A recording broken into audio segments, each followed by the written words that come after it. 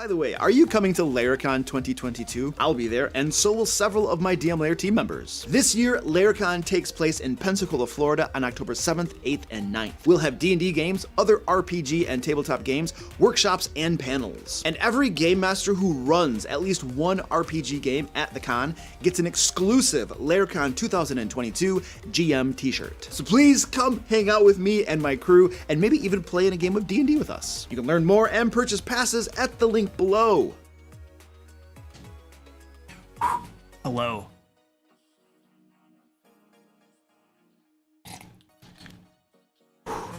How's everybody doing? It's been a while. Ginger Ninja. Hello. Yes, it is you. Good to see you. Anil, hello. Kirill, what up, dude? General Kenobi? Who's General Kenobi?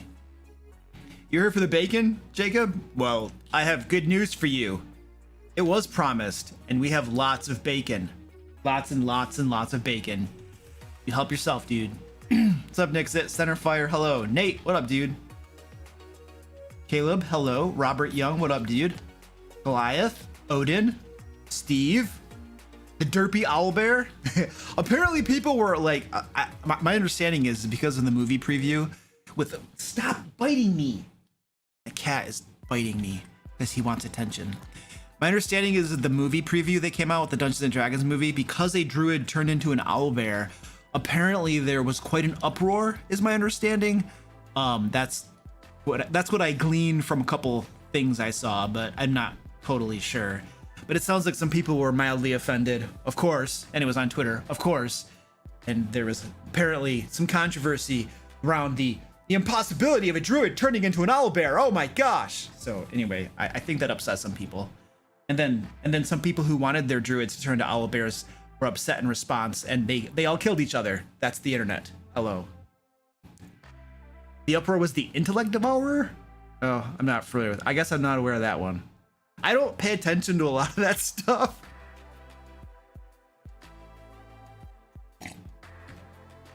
Yes, Michael, the true fandom is getting upset no matter what. Yeah, I don't pay attention to a lot of that stuff. I noticed, do you know why I knew that there was a trailer that came out? Well, first of all, one of my team members sends me like a report on news and the D&D stuff, and I read the report. But I also started noticing on my YouTube recommendations, like every single YouTuber in the world, every D&D YouTuber began making videos about the trailer. I don't know, I didn't watch any of them. I don't know if they were reaction videos, if they were like Easter egg videos. I don't know what they were doing, but they were like, I saw lots of different thumbnails. Like everybody was immediately like, oh my gosh, a D&D trailer, let's make a video because capitalize on views and news and hype. And then it was just like a cascade. I was like, oh, I guess they must have released something interesting. Everybody's making a video about it. Yeah.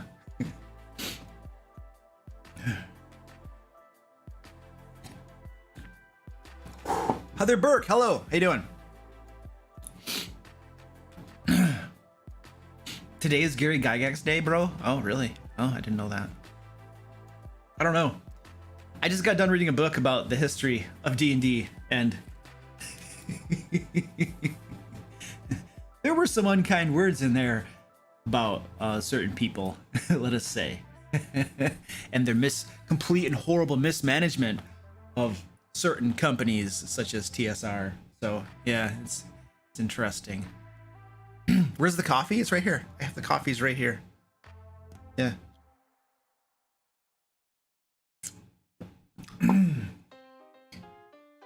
I don't know. I think they had some sort of rock and roll music that they put over the trailer.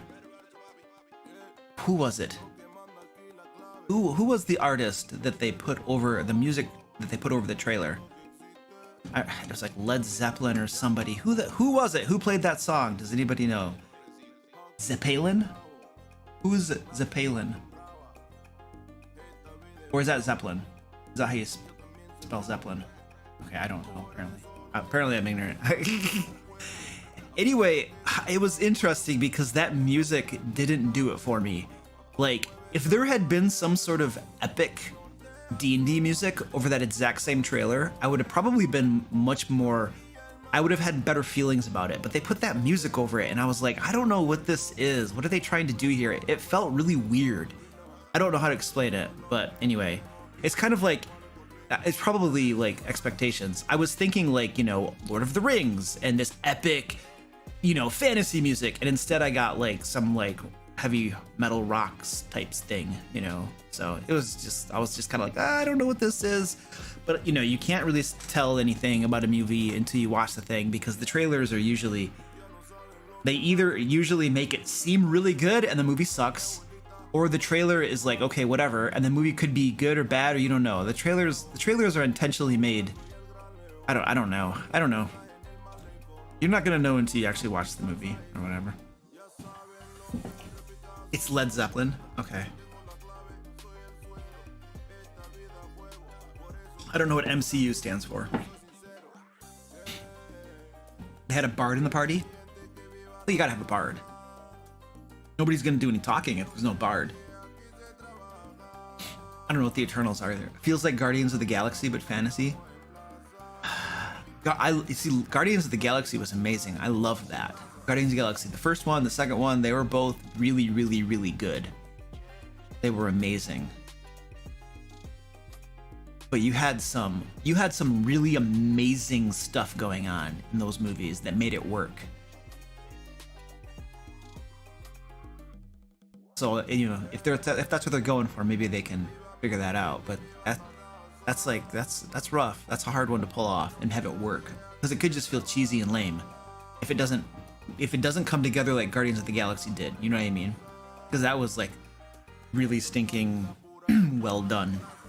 The way they meshed the comedy with the superhero stuff was it felt really well done. I don't know how to explain it. I'm not a movie critic. I just, you know, I don't have words to describe that crap.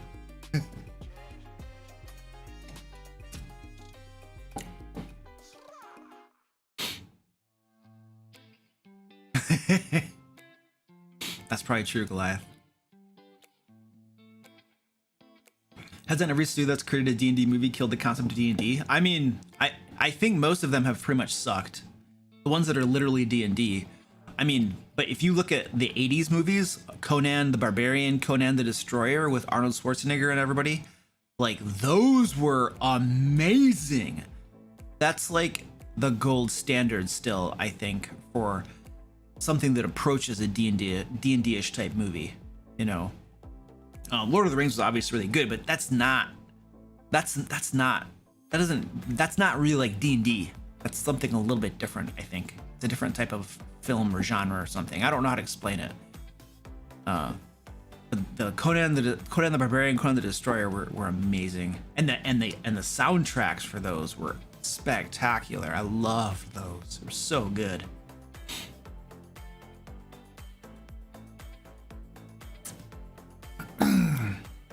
All right, let's do this.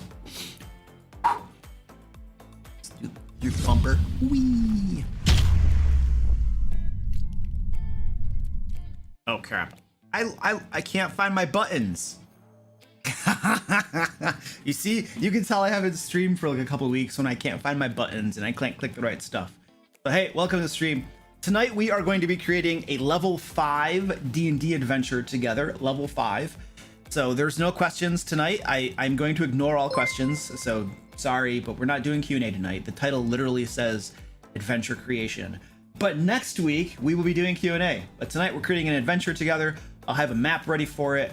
I have my adventure template. We're gonna work through it and fill it out. We're gonna pick some monsters. We're gonna pick like a plot and backstory for the adventure. We're gonna flesh things out to a limited degree. My disclaimer is that we don't have a lot of time, and this sort of collaborative adventure creation makes things go a whole lot slower than if you were doing it yourself. So the way this adventure is going to turn out, it's going to be more like an outline. We're not going to be able to fill in a ton of details. We're not going to be able to make custom monsters. We can't. Traps and puzzles custom are really hard because you could spend a half an hour to an hour making something really cool, and it's like 5% of the adventure. And so we're going to have to streamline a lot of these things and give like a rough draft outline version of the adventure. So we can't spend a whole lot of time on like every single room, which I know is something we love to do. But anyway, so adventure creation tonight. We do have a giveaway going on, as we usually do. So if you'd like to win a D&D book or store credit on the DM Lair store, where we have lots of cool stuff, you can enter the giveaway. There's the link down in the chat. One of my moderators will throw it down there. We will draw the winner to the giveaway at the end of tonight's stream. We are working on raising money for the Capital Area Humane Society. I think I forgot to, I don't have my bar up. Oh geez, I didn't set my stuff up properly. Anyway, we're working on raising $500 for the Capital Area Humane Society. They do a lot of stuff to help doggies and kitties. I believe we're about $55 to our goal right now. So if you would like to contribute, you can do so by tipping. There'll be a link in the chat where you can tip if you'd like to donate. And by the way, all tips also will kill the life bar of the dude right up here, Jason Coleman. And if you deliver the killing blow, your name will be on the screen as well. I think $50 is a guaranteed kill. That's the way that goes. No, the commands only work for the moderators. It's not working right now? Oh, sweet. The bot's not working. What a piece of crap. Yeah. Don't spam the commands, guys. My moderators are going to time you out or something. It won't work for you anyway.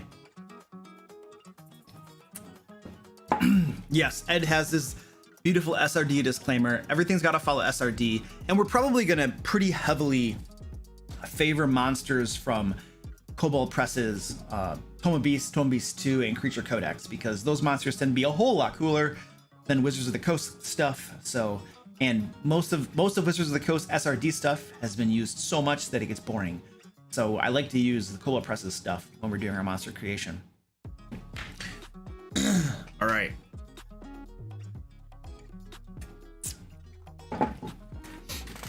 Let's start our thing. So let me pull up our template. All right, so basically this is our template. We're gonna fill this in. By the time we get done tonight, we're gonna have an entire adventure written out here. And I have a map. Also, this is the map that we're gonna be using. Fancy little map. So we'll be putting room numbers and stuff on this map as we create it. But the first thing we need to do is we need to start thinking about what this adventure is going to be about. This is a level 5 adventure. So with level 5 adventure, let's take a look at the CR of monsters that we're going to be aiming for. Because you can't have crazy high.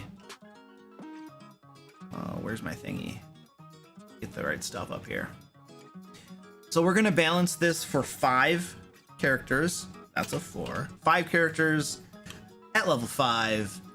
And if we want to have about 4 monsters in an encounter, let's say, encounters are usually best when you don't have just 1 or 2 monsters. Usually you want to have a handful of monsters. Those tend to make the better encounters, more interesting encounters. So we usually want to have like maybe 4 or something, 4, 5, 6. Sometimes you'll have fewer, but you know, you want to vary it. You don't always want to have the same amount, obviously. But let's say we have 4 CR1 monsters. I think that's going to be, that's an easy encounter. All right. So we have, let's say there's CR2 monsters. That's a medium encounter. If there's CR3 monsters, now we have a deadly. All right. So we are mostly going to be going for probably CR1 and CR2. We could actually probably say between CR1 half and CR2 is what we're looking for the creatures, because we're gonna start to pick out the monsters we're gonna use here. So I'm gonna put this up here.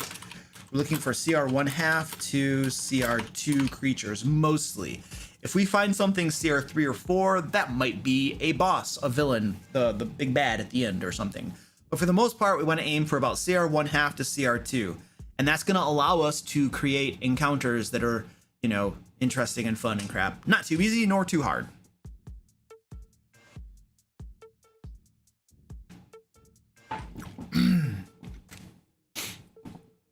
All right, so this is where you guys help me. What monsters do you want to have in this adventure?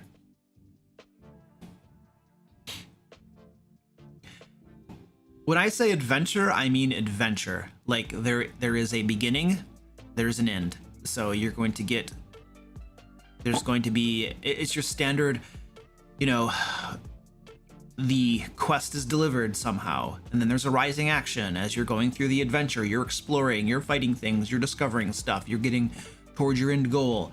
You know, that rising action turns into a climax where usually you would fight the big bad at the end, and that would determine whether you obtain your objective or not.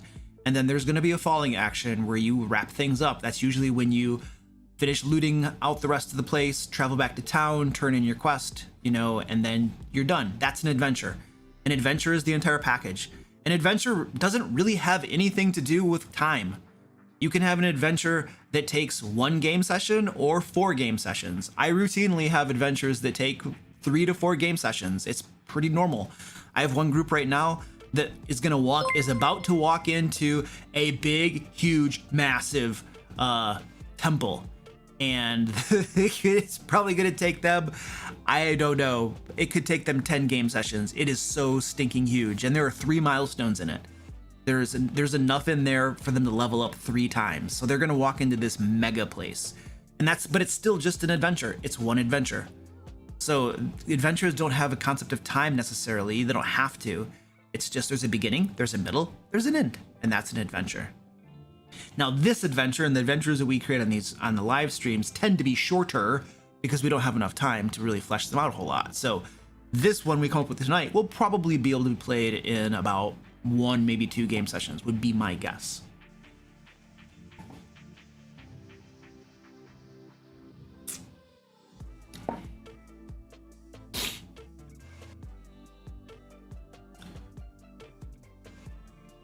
All right, so looking for ideas for monsters. I'm gonna open up. I'm gonna go find and open up the Toma Beasts and stuff. Oh, I gotta find where I put these things.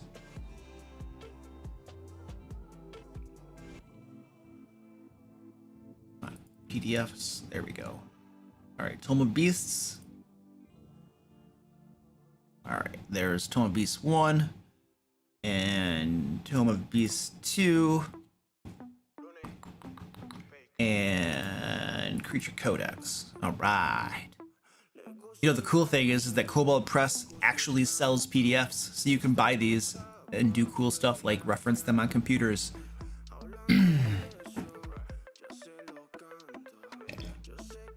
All right.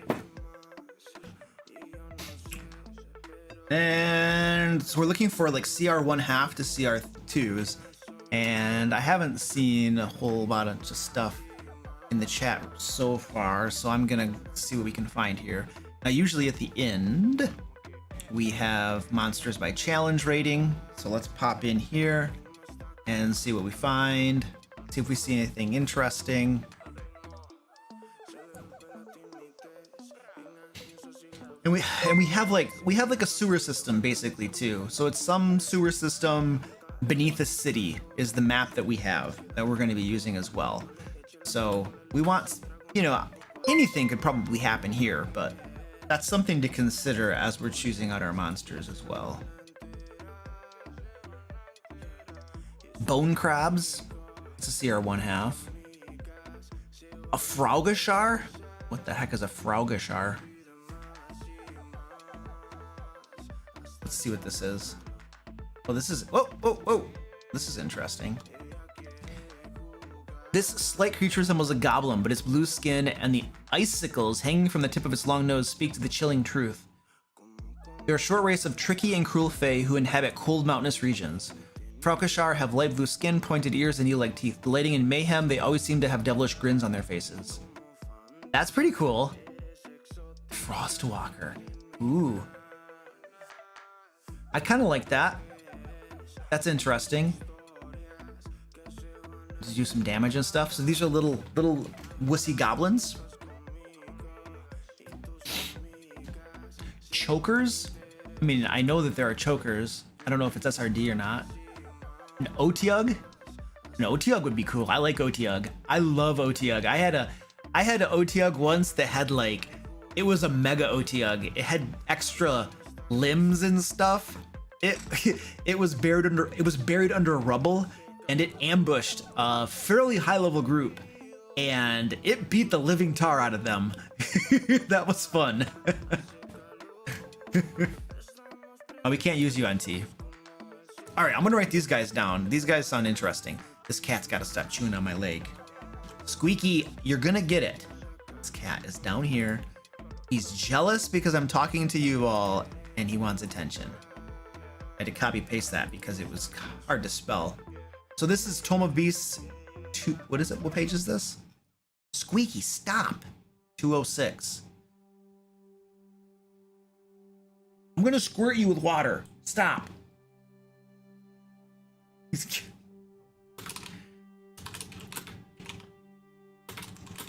There we go.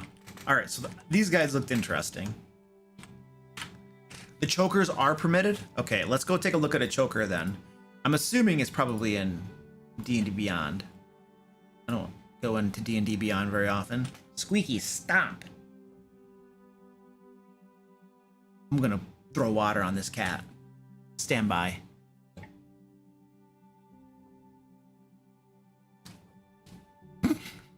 Just threw a little water on him. He's like chewing my leg, and he puts his whiskers are like next to my skin, and it tickles. You need to calm him down. What a little turd.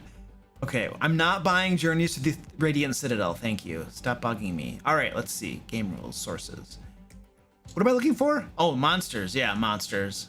Encounters. Right? That's what I'm looking for? Yeah. Choker. Okay. He's coming back too. That's a CR1. Okay, that's not that bad. We might be able to do something with that. So CR1. Okay, let's put that in there.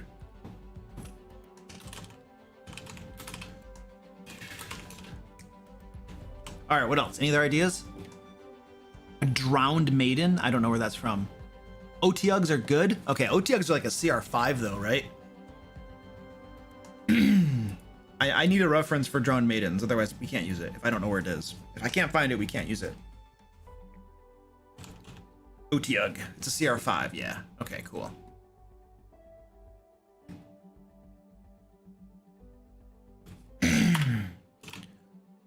OTUG, I think I spelled that right. Looks pretty close.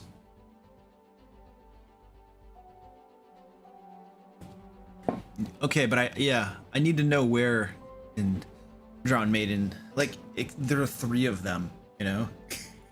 What, does anybody know what CR they are? I don't want to spend time. All right, let's see. Where's the stupid search bar? Where's the search bar? Whee! There we go. Drowned. See, it takes forever sometimes to search a PDF. Yeah, I'm not gonna. Oh, there it is. Actually, oh, there we go. We found it. Okay, 159. I was just about to throw in the towel because I'm not gonna sit here for 20 minutes trying to find it myself. But you got lucky. And come on, baby. Oh, you know what? I think I might have used one of these once. It's a CR5. It's a CR5. Well, this could be the boss. Maybe the Drowned Maiden is the big bad. They would kind of have to be because the CR5 is a pretty high level. It's a CR. It's a 5th level adventure, but you never just throw a boss by themselves. She has to have minions, otherwise it's going to be a stupidly dumb fight. Oh, grasping hair, cool. And then they can kiss you. Ooh, nice. Ooh, oh, you take strength damage. Cool. All right, I like this. We're gonna probably use this for our boss. So, okay, we got Tome of Beasts. What page was it? 159. It's a CR5. All right, let's go over here. Drowned Maiden. What was the page number again? See, I'm bad. 159. All right, cool.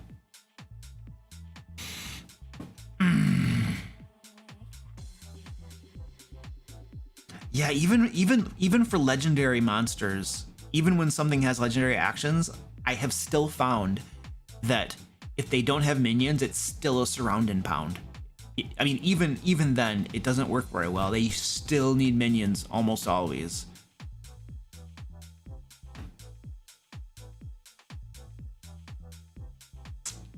$286 Orphan of the Black. All right, let me check that out.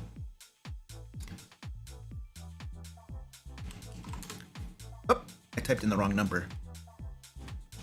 I've used this monster before, though. That's cool. Come on!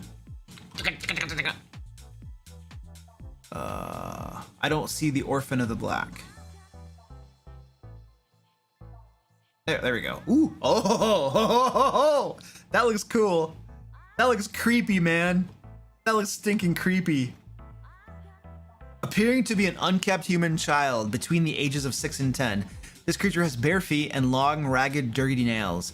The matted mop of hair upon the creature's head has the odd blade of grass stuck in it.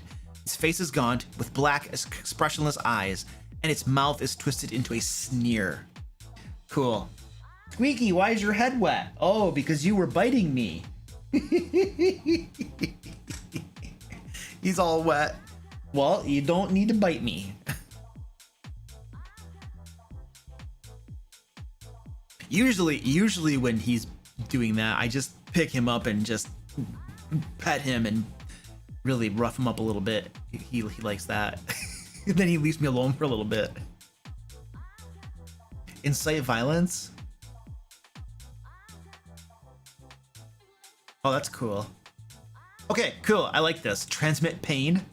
Oh, I love these mechanics. A creature that hits the Orphan of the Black with an attack must succeed on a DC 12 Wisdom saving throw or take 7 psychic damage. Okay, everybody and their grandma is gonna make the saving throw. So that's stupid. I would honestly, if I were using this, I would just take that out. Just if you hit it, you take 7 damage. That's it. Period. End of story. Making a saving throw, taking the time to make a saving throw that everybody's gonna pass anyway is a waste of time. So I would just have you take damage. So I would instantly modify that. Saves everybody time and makes it more interesting. But anyway, okay, let's put this guy down though. Orphan of the Black, Tome Beast 2, 286. Let's get that guy down.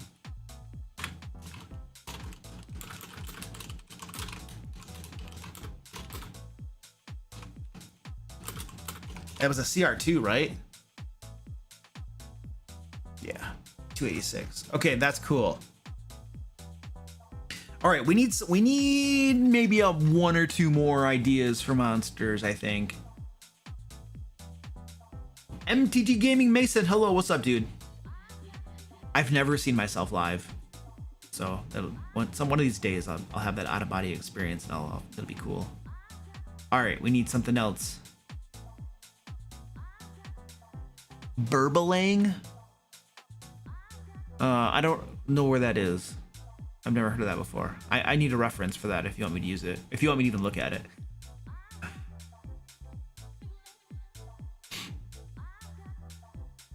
Yeah, it would make it much more deadly, Goliath. It would. If that were a concern, I would just reduce the damage from 7 to 3 and not have the saving throw, because you're just gonna, every time somebody attacks it, make a saving throw, make a saving throw, make a saving throw. It just takes a lot of time. I would rather just cut the damage in half and be automatic if that's a concern. Myling, 301 Tome of Beasts. Oh, let me check that out. I don't know what that is. What page number was that? Oh, come on, baby. 301. This cat is still bothering me. Myling. Oh, cool. We have like a really creepy like selection of monsters going on, you guys. Mylings are the souls of the unburied, those who died in the forest from abandonment or exposure and can find no peace until their bodies are properly interred. Given the circumstances around their deaths, Mylings tend to be solitary. They haunt the places where they died. When some tragedy resulted in multiple deaths, the resulting Mylings stay together and hunt as a pack. Okay, that's cool. How many? What CR are they? They're CR2. Oops, I don't want that. All right. Crap, I don't want that. It looks cool, but I don't want it. CR2, 301, and this is Total Beast 1. Okay, we'll get that down. Wait, what were they? CR2, CR2. I need 3 monitors so I can do this without having to flop back and forth.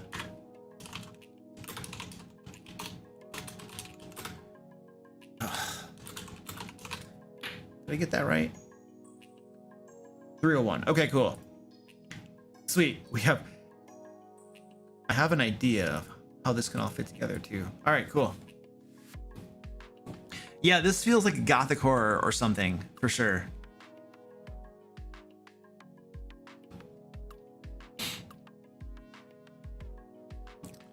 Gargoyles. Gargoyles would be really hard at level 5 because they're immune to non-magical physical damage, I believe. Maybe they're just resistant to it, but I thought they were immune.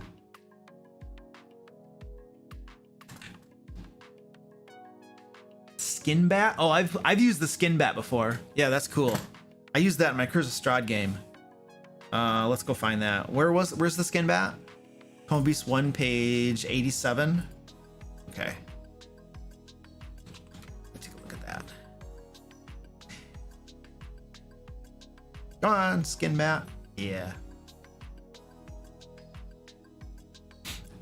My Curse of Strahd players encountered these when they went to the orphanage, which is what they called the windmill in Curse of Strahd game. There was more to it than just skin bats, but I'm not gonna go through the whole story right now. CR 1/2, 87. Okay, cool.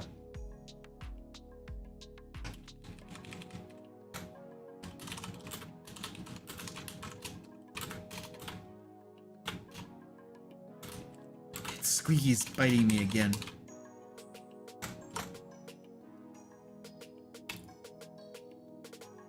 Okay, we have a good number of cool creatures. I have a feeling the Otyugh is gonna get cut because it's pretty high level and might not fit, but hey, we might need to throw a monster in a room, so we'll keep that. All right, so we have all these creepy monsters. The Drowned Maiden is gonna be like our boss, and this is all going to be set in this sewer system right here. So we have some sewers. Whee! There's some rooms over here, and then this area is kind of an open area connected by bridges and stuff. And it looks like we have a little bit of a secret room right around here, and then some sort of little room right here. It almost looks to me like you could have an entrance up here, an entrance over here, and come on, an entrance over here. And we might place this right here, or over here might be where the boss is encountered. I'm just kind of like getting the lay of the land here, you know. But we need a story. We need a plot. We need a backstory, a background. What is going on here? What is going on here? So we have the Drowned Maiden. She is going to be... Squeaky, stop it. I'm going to pick him up and give him a fluff and rub his belly. The Drowned Maiden is our big bad. I've used these before too in a game. They were nasty. This is our big bad. The Drowned Maiden. What is she doing that's causing trouble? We also have the Mylings. We have another like creepy undead childish type thing.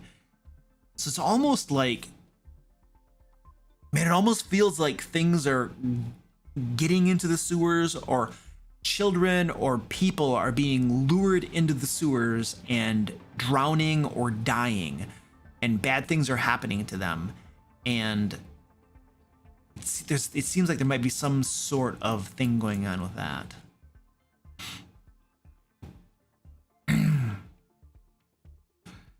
The Drowned Maiden lures children into the sewers, growing her army of Mylings. She wants blood. Yeah, yeah, a lot of bodies do end up down here.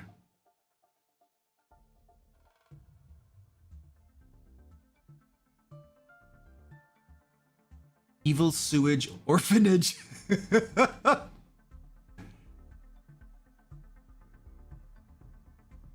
Huh. What if what if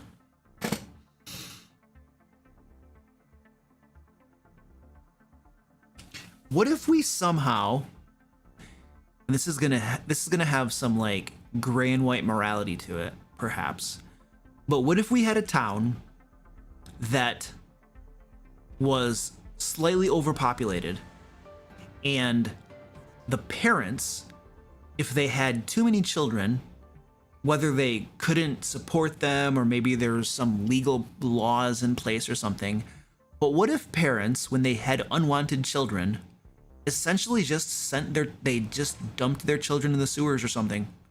You know, like certain people in the town would do this. It's just like a thing that happens. You know, we have too many children, we don't want a child, you know, so you just send it into the sewers, you just get rid of it, you know. What if we had a mechanic where they're doing that, and then this drowned maiden, she could still be an evil entity, but what if she accepts those children into her care, converts them into mylings, and now now that she's grown her little myling army, they're trying to get revenge on the town for this horrible practice of basically murdering their children because they don't want them, because they're inconvenient, because it interrupts their life, because it's too many mouths to feed, you know, whatever reason, that all the various reasons that people don't want to have children or get rid of their children or something. I don't know, whatever. You can figure it out. But we could have that could be going on, because then you have a sort of a moral conundrum, right? Because the adventurers are going to walk into this and all they're going to know is, hey, bad things in the sewers are doing bad things. Go kill them, stop them. But if they find out more, they're going to learn what's really going on. So it'll introduce some like little moral conundrum type things.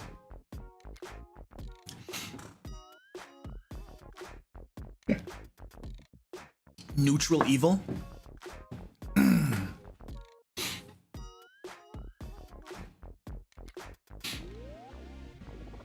Hey, this cat. I gotta get rid of this cat.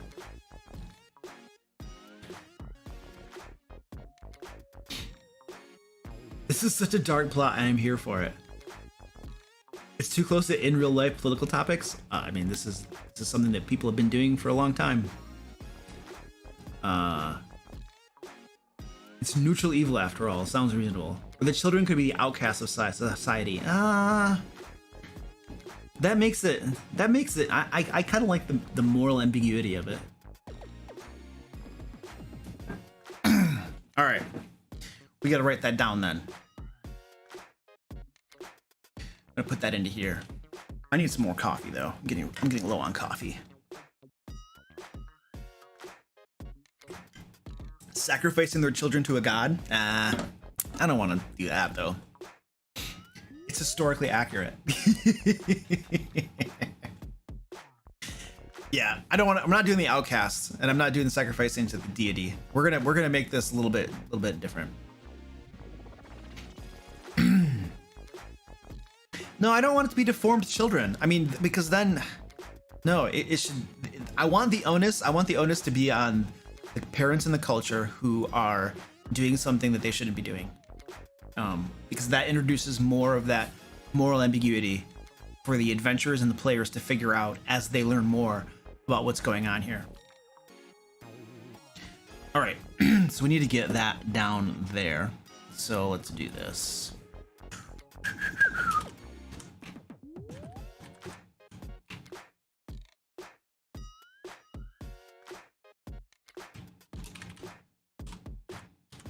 Oh, come on.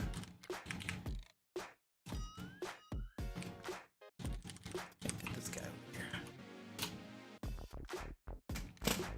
All right, so we have, oh, you know what we need to do? We need a name for the drowned maiden. We need a name for her. So give me a name if you would.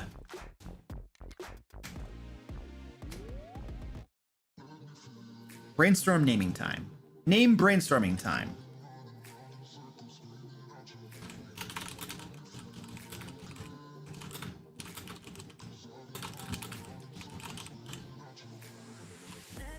Screaming Sarah, Estelle. Ooh, Estelle.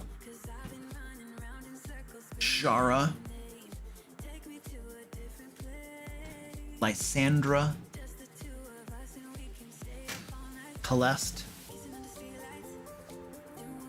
It needs to be something I can spell. Zarasa. Thalassa. Aurora. Merciless Mother. Ooh! That's her moniker. Okay, Agatha. Oh, that's too haggy. Okay, I like Lysandra. Let's go with Lysandra. Lysandra. The Merciless Mother. Okay, cool. Okay. And then we're gonna say, is a drowned spirit actually undead? It is undead, okay.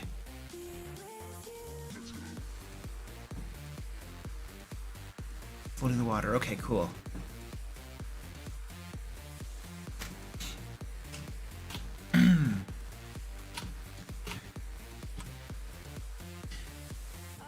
Okay, we'll say a drowned maiden who lives in the sewers and welcomes into her care all of the cast off children of... We need a name of the town. We need a name for the town now. So give me a brainstorm a name for the town. And we're gonna make it... It'll probably be a small town. Yeah.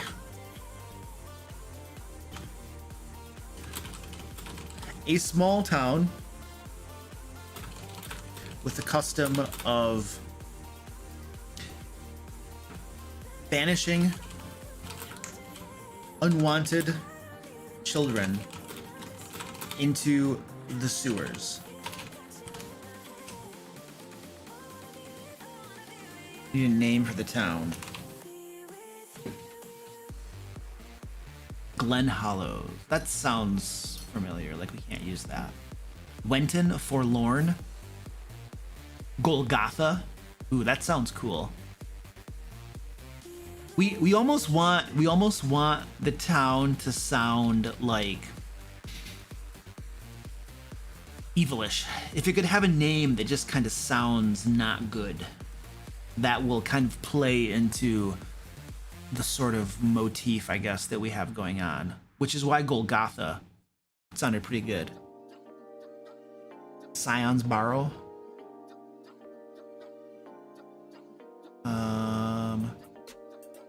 Golgotha. We'll go with Golgotha. Okay, by the way, Odin Ulverson, thank you for $10 super chat, dude. I appreciate that, man. Joseph Crichton, thank you also for $10 super chat. Tabletop Trinker, thank you for $2 super chat. Super chats don't get your ideas on the board though. Sorry, you can't pay to get it in the adventure. I like Golgotha though. California. Light and height. Thank you. Okay, Golgotha. We'll go with Golgotha. Golgotha. Okay. All right, we got some names. Like it. All the cast-off children of Golgotha. All right.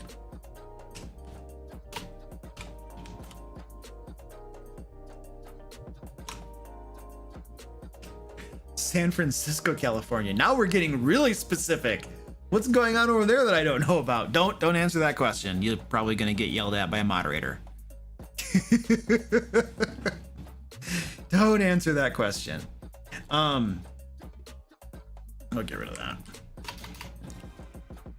Okay, now I can write the storyline. I needed some names before I could write. Okay, so we will say the small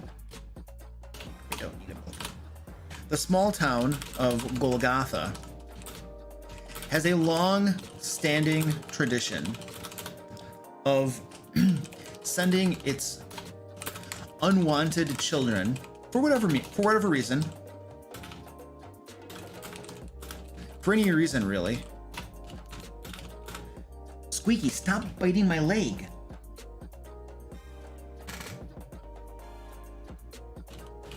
into the sewers for banishing. Of banishing.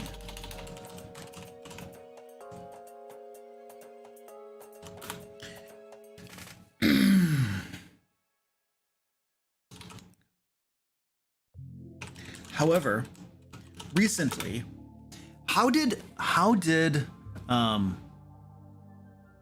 we get? Yeah, this political adventure is so funny when we're not allowed to be political. We're not really being political. We're just dealing with an issue. What did Steve Myers say? A place in Jerusalem? What? Oh, Golgotha's a real place? Oh, let's not use a real place name. We need to change that.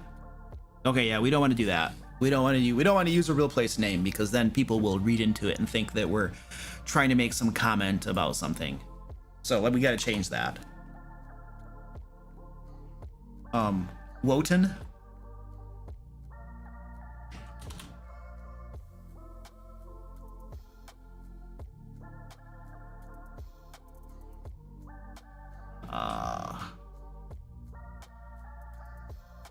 Oh, that's a really bad connotation then. If that's what, yeah, that's not good. Blood Hollow. There was one. What was that? What was that?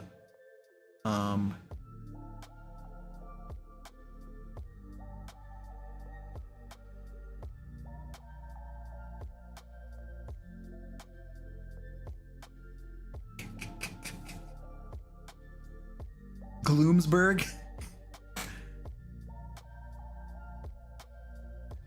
Forgallow, Grimborough, Nightthorn, the Misty Hollow,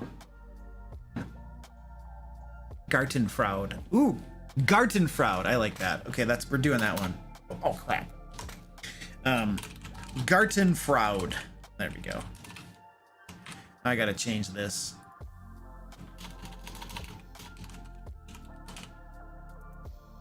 How now? Okay, now next question. Okay, we got it. We're done. We got the name. How did this drowned maiden? How did she come into these sewers? How did she get here?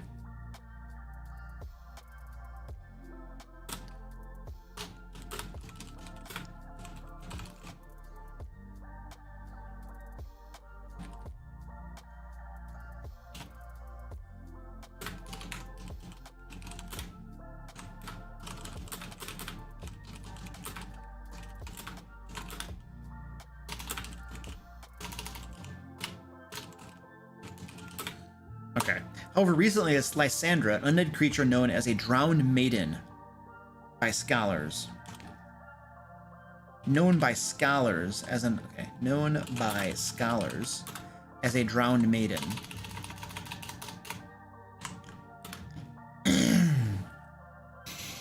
She was drowned by the town after being accused of being a witch. What if... Ooh, wait a second. She was a mother who died giving birth. A flower girl. She was sacrificed from a blood park. She was drowned there. She was drowned by the town after being accused of... I got that one already. Someone said that she was a noble of the town against the practices and killed in the sewers. Her parents were the first ones to start the tradition. Perhaps they were a lady who spoke against their practices. She was a mother who died giving birth. She was the first abandoned child, making her full of hatred. She and her kids were forced out of the village, and she drowned in the sewer. She wanted to, you know what? What if she spoke out against their practice, and was killed because she spoke out against this town's tradition, and so they killed her, and threw her into the sewers, and then she came back.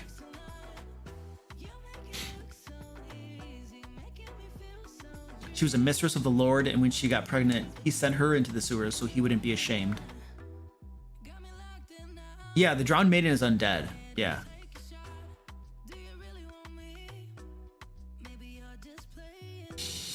The diary of a child given to the sewer mother.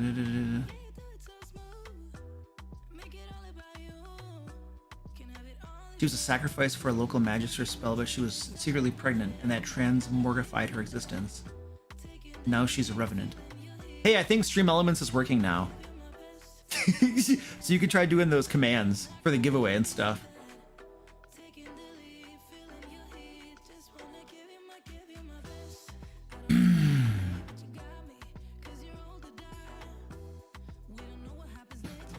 Okay. However, okay, we're gonna do something. However, recently, an older child cast into the sewers.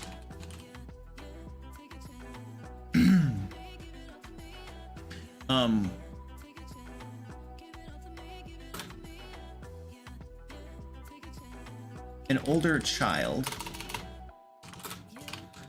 Lysandra, after being cast into the sewers, came back as an undead creature known by scholars as a drowned maiden.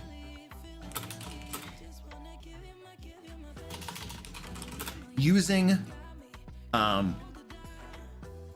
her dark powers, she has begun taking into her care all children. What would all of the sewer children, all children cast into the sewers,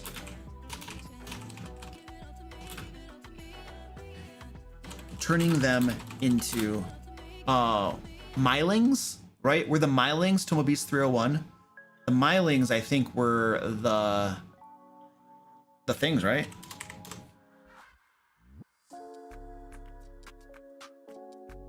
Wasn't there another one? There was Mylings.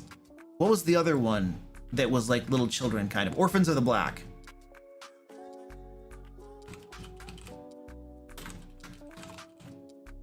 Turning them into undead creatures.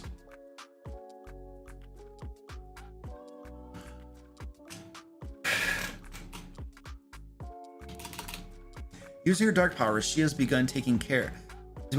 Has begun taking into her care. Okay. We're gonna change that just a little bit.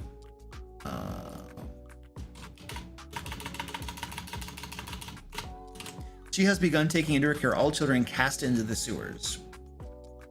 And using her dark powers,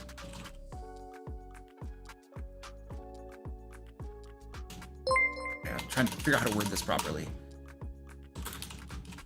When she adopts them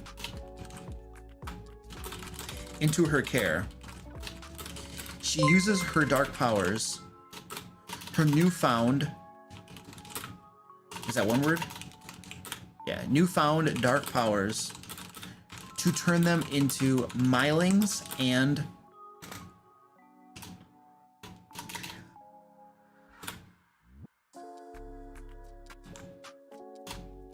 yeah.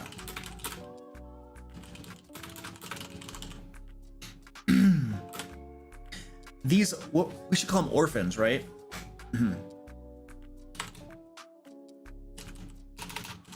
These orphans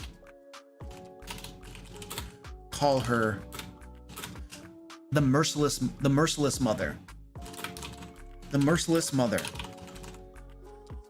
Because in her care, she has been she's like getting them ready. Oh, they are Fae. Okay, we'll make a note about that. Orphan of the Black. Undead instead of Fae. Okay, there we go. These orphans call her the merciless mother because in her care she has been preparing them to get their revenge on Gartenfraud.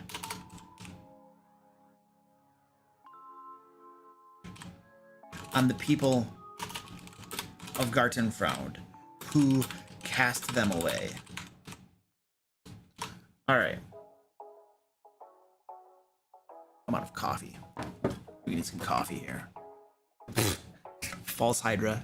There will never be a False Hydra. I think False Hydra is turning into the Mimic, where there's the yeah.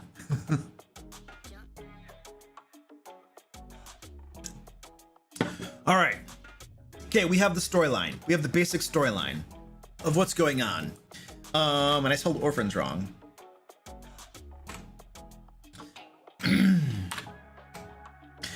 So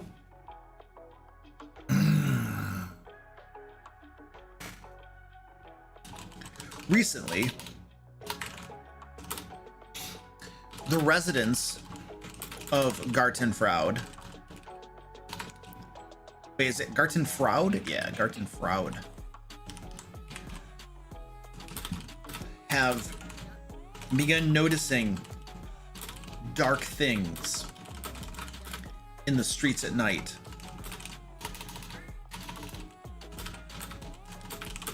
And quiet whispers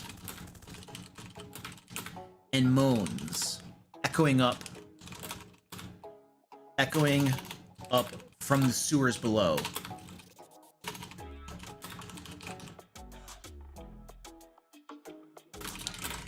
And then people started disappearing.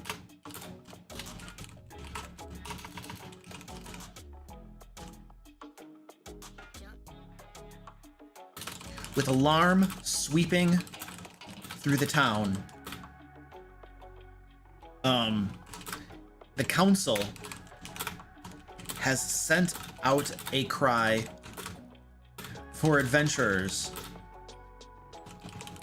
brave enough to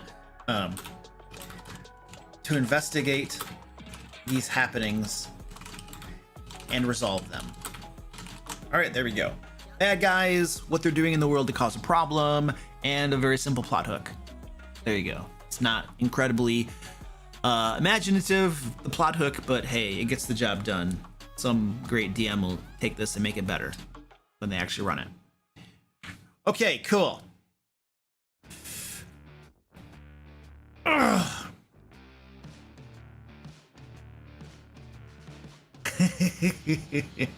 We have this, we have the basic idea, and now we can start fleshing out the adventure itself. That's pretty good. That's a pretty good start. All right, I need to get some coffee and stuff, guys. But before I do that, I just want to give a couple sleazy plugs here. The first thing is Laircon. We have some links in the chat. Hopefully the bot will do the linking and stuff, and one of the moderators can put a link to Laircon where you can get more information. But anyway, it's a convention we're putting on October 7th, 8th, and 9th. It's down in Pensacola, Florida. Hopefully that link will work where you can get more information. Tickets are available and stuff. We have merch if you care about that. But the biggest important thing is to just come hang out with us and have fun. I'm gonna be there. A lot of my team members are gonna be there. We're gonna be playing D&D games, tabletop games. I think we have some we have a couple panels going on. We have events going on. I don't know. It's gonna be fun. It's gonna be cool. We're gonna hang out, have fun. I'll look forward to seeing anybody who wants to come down, and it'll be very, very cool. Did that link work? Okay, it worked. Whee! That's great. So, yeah, go check that out. It's gonna be cool. Your birthday is October 7th. Cool. Hey, dude, I'll sing happy birthday to you if you come to Laircon. I would. I don't care. It'll be fun as long as you bring cake for everybody. Everybody. What else was I gonna say? Oh, we're doing a giveaway too. Put the link to the giveaway in the chat, would you? And then ban that adult dating site person, please. We don't need them here. Just ban them. Ban. Goodbye. Woo. Where's Penguin Butt? Penguin Butt would be all over that. That would have been gone before I even read it.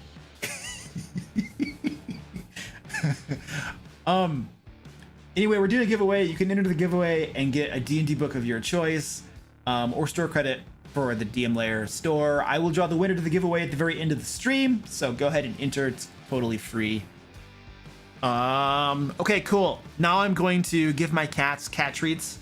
They're going to roll around. They're gonna eat them. It's gonna be adorable, and you can watch them. And I'm gonna get some more coffee. So there we go. Oh yes, Penguin Butt is sick. Oh, that's right. That's right. I knew that. You have hail going on in Arizona, dude. I was just in Arizona. It was pretty stinking hot. How do you have hail? Holy crap! I was down in Flagstaff, and it was stinking hot.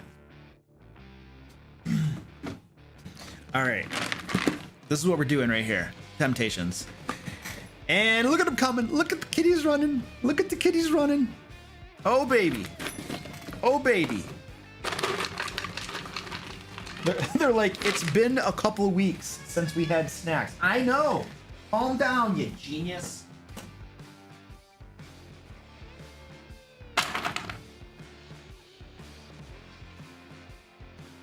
There you go.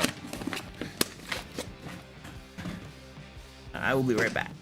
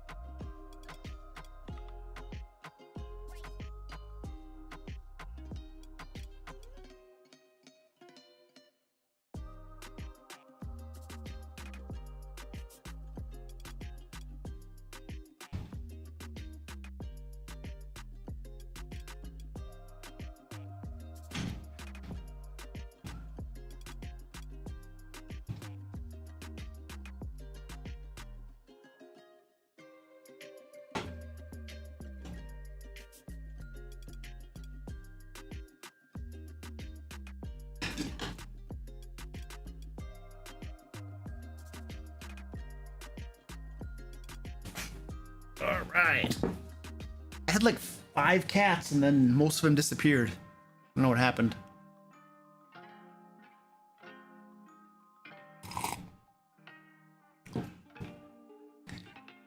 Flagstaff is straight up cold. What are you talking about? It was like 90 degrees. Yes, I feed the kittens like chickens. I absolutely do. My gosh, I don't know. You're like north of the Grand Canyon or something. You must be where it's really hot. The adventure template. I don't know if I have that anywhere. Zach or Ed, do you know if we have the adventure template somewhere? I'm pretty sure I have it somewhere.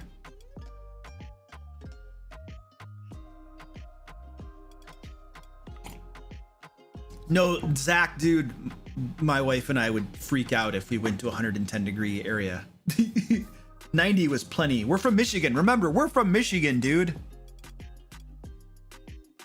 It might be on Drive-Thru RPG. I'm not gonna dig for it right now. Somebody else might be able to find it for you. All right, let's go back to what we were doing here. Oh, I have a cat. Cat food fell on my desk.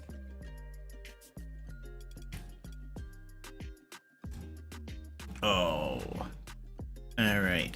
Woo! All right, continuing our adventure. So we got a whole bunch of monsters. We have the plot line, the storyline of what's going to happen, and this is our map. So usually, our next step would be we're not going to do random encounters unless we have time. We'll do that at the very end.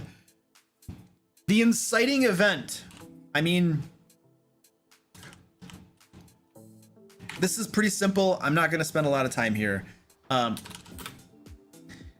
town council explains to the adventuring party what's been going on.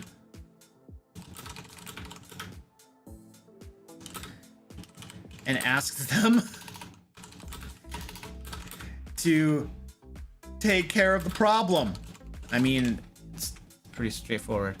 It's not very creative, but that's what we're gonna do tonight because I would rather spend a whole lot more time on the adventure itself than coming up with some unique and snazzy plot hook. Whoever runs this adventure can come up with something better.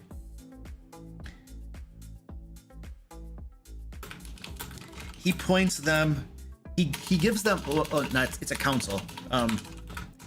they give the party directions to an area of the sewers where most of the sounds and sightings seem to originate.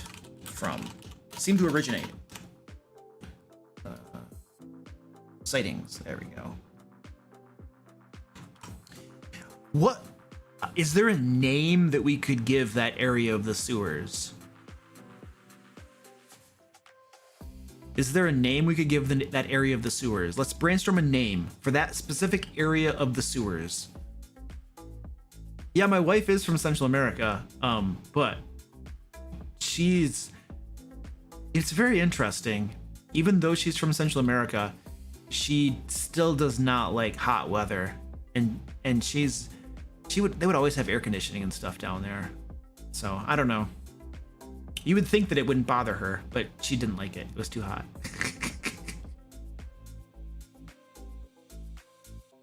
The Dredge Maw. Ooh, I like that. That's a really good one. The Dredge Maw. Ooh, okay.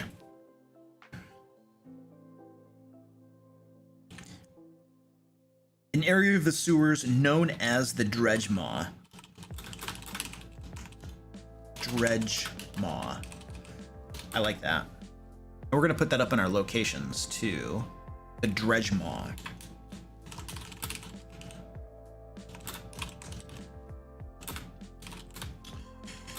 An area of the sewers below Gartenfraud.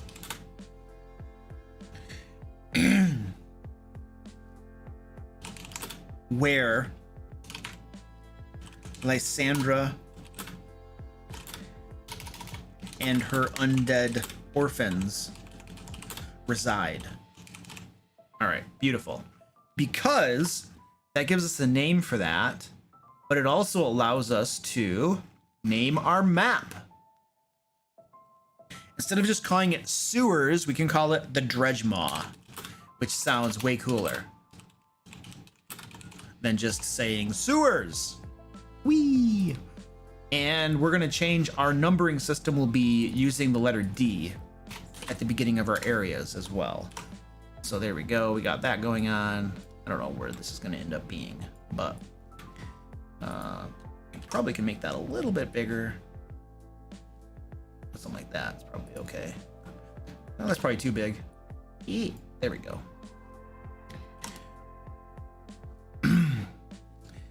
All right, we had the inciting incident. Okay, adventure details. Mommy wants attention now.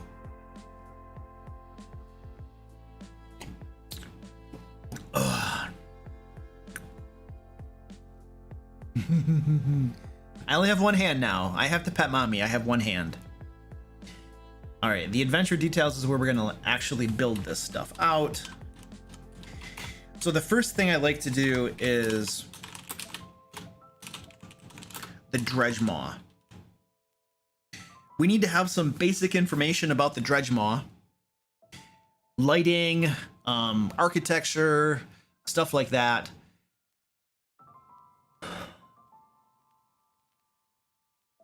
The doors, there were a bunch of doors and wooden walkways. Okay, so the Dredge Maw. Okay, I got some ideas. Okay. This area of sewers used to be occupied by a gang of thieves.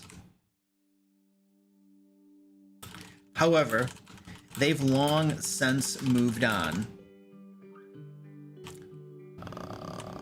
That's the wrong word. Long since moved on. Now, the wooden doors and bridges here have begun to rot. The wooden doors and bridges and all other appointments left by the thieves have begun to rot.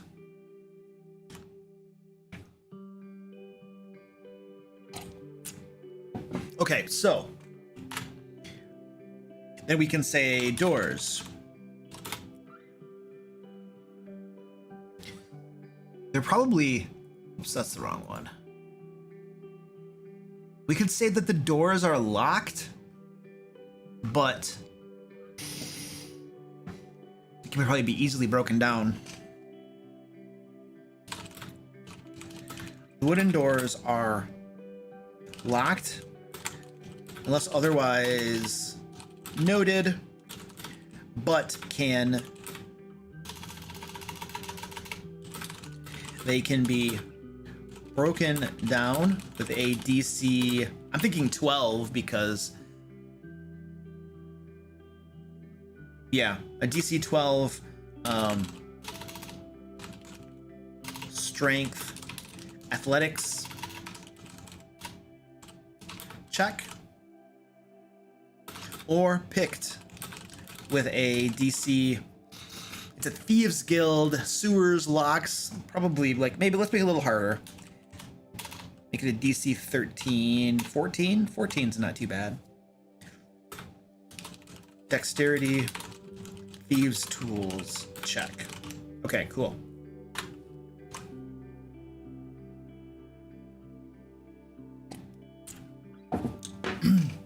Ooh, rusted in place? Well, that's interesting. Oh, yeah.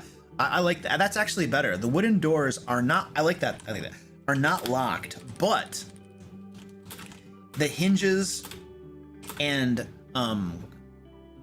other mechanisms and knobs are rusted shut. Yeah, something like that. They can be broken down or forced open. There we go. I like that a lot better. All right, cool. Danny, hello. Welcome. It's good to see you. Okay, everybody, go buy the merch. Go buy the DM Lair t-shirts. Buy the merch, the beautiful merch. Can we get a link to the merch down in the chat? We have to do a special plug for merch because Danny's here. She likes it when we plug the merch. Where do we even sell merch? Well, I think it would be this Teespring. I think it's the Teespring store.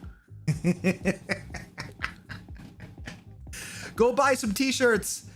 Very cool DM Lair t-shirts and other cool things at the link right there.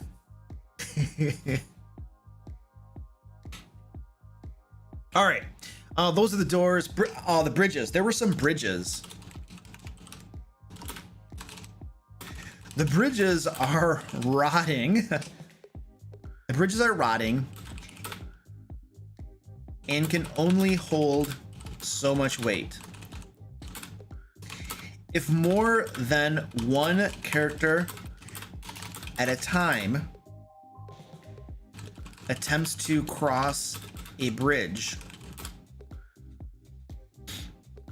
there is a 75% chance that it crumbles apart and dumps all characters on it into the sewer water below, unless they succeed on a DC 13 dexterity saving throw. Okay, cool. There we go.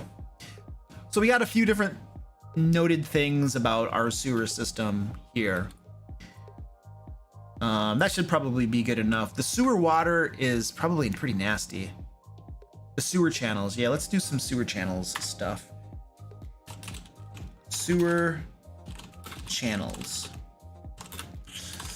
The water that flows through these channels is a combination of both gray and black water from the city above. Compounding that,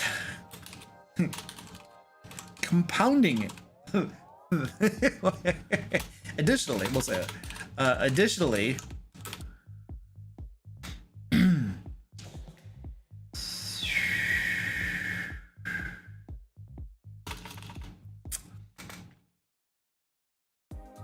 probably enough for now. We'll just say that it's gray and black water from the city above. Oh yes, anybody entering it. There needs to be a mechanic for, if only there was a good rule set or supplement for disease. Yeah. The sewer channel should have one of the diseases that we published in Lair magazine this month. Oh, that's a good idea. Let's find one. Okay, let's open up Lair magazine. Let me go find this really quick. And we'll pick one of the diseases out of there. Stand by. What's this month? July? Okay, July. Deliverables. Lair magazine. All right, let's open this up. Okay, so if you don't know what this is, Lair magazine is the monthly publication that my team and I create for all of our patrons, and it has a bunch of resources in it. We have adventures, puzzles, traps, a whole bunch of cool stuff. And basically, one of the things that we published, like this is the table of contents, all the different cool stuff in here. We have like these are, where was the adventures? What was this thing? Oh yes, we have legacy magic items. Legacy magic items came out this month, which are really cool. They're magic items that like level up with you, kind of, so you can hold on to them and they get more and more powerful. And then the adventures. This is one of our adventures right here, Word of the Divine, and these are like the full fleshed out adventures, like much better than what we're doing tonight. NPCs, read aloud text, all the cool adventure hooks that you need, you know, role-playing notes for everybody, maps, all the kind of cool stuff you're going to need to run adventures. Anyway, we publish this every single month, and this is the July issue right here. And the reason we're bringing this up is not just for a sleazy plug. We literally published an entire disease system this month. So one of the problems with illness and disease in D&D is that you can't really use it a whole lot, because once the characters hit like 5th level, they have access to lesser restoration usually, and one spell away and all disease and stuff has lost its meaning. And so it's not a very viable game mechanic, and we didn't like that. We wanted to give dungeon masters a way to actually incorporate illness and disease into their games.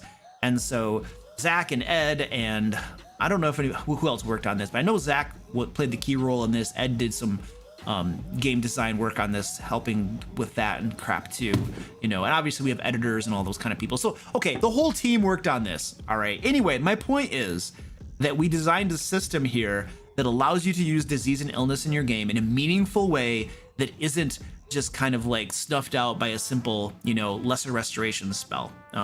So anyway, the suggestion in the chat was that we use one of our diseases in the adventure from tonight, which I think is a good idea. And by the way, there's probably a link. There we go. There's a link to my Patreon in the chat right now. And if you want to get Lair magazine, you will get access to this issue right here that we're talking about right now. If you become a patron, you'll get this issue right here. And you're also going to get last month's issue as well. So you're going to get 2 issues instantaneously when you become a patron.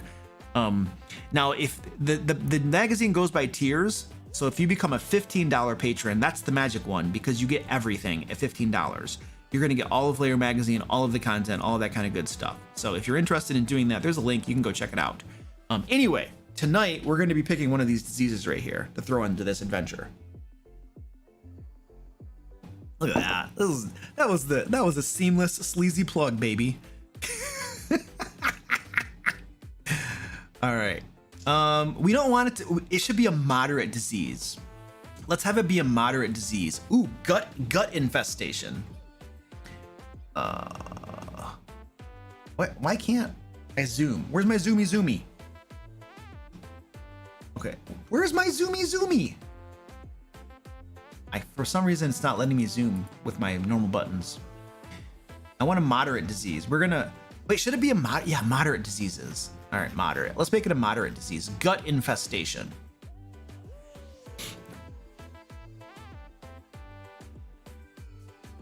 A parasitic moderate. Oh yeah, it's parasitic. Okay, cool, perfect. Wow. Gut infestation. Okay, we're gonna say, let's see. So we're gonna go back to here, and then we're going to say that characters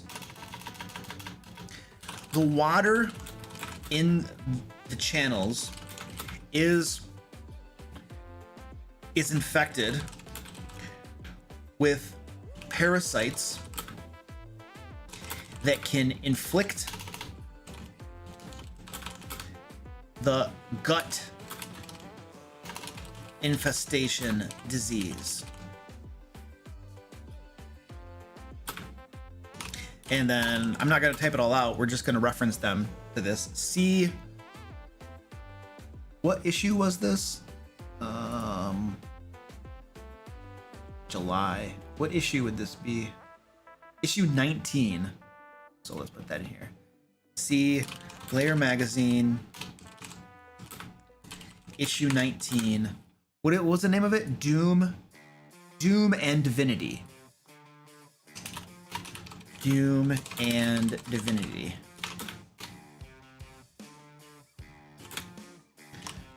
And then what I want to do though is we need to go to standby. I need to get a link. I need to go get a link for that. I'm gonna put a link in the Word document so people can actually just click it and find it. Otherwise, they're not gonna know where to go. So I'm finding that really quickly here. Give me a hot second, if you would. All right. So this is the store, and then we go to Lair magazine, and which one was it? Issue 19. Probably, oh, there it is. Doom and Divinity. Okay, cool. There we go. And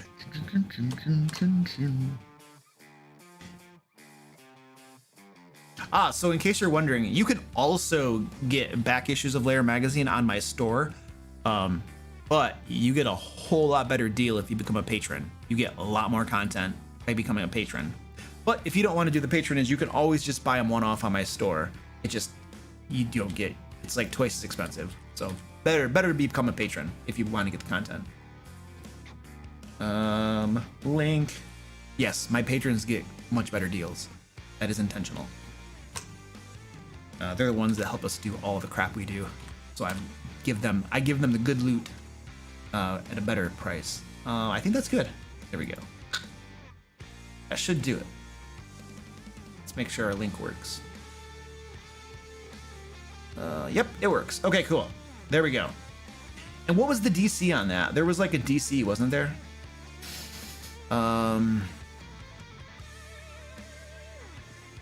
Moderate. Oh, out of memory. What?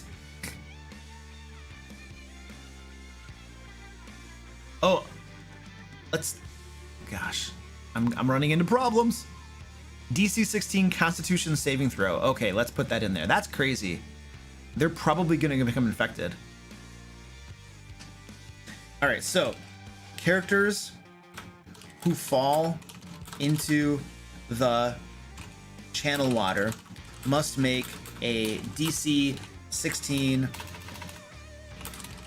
Constitution saving throw or become infected with gut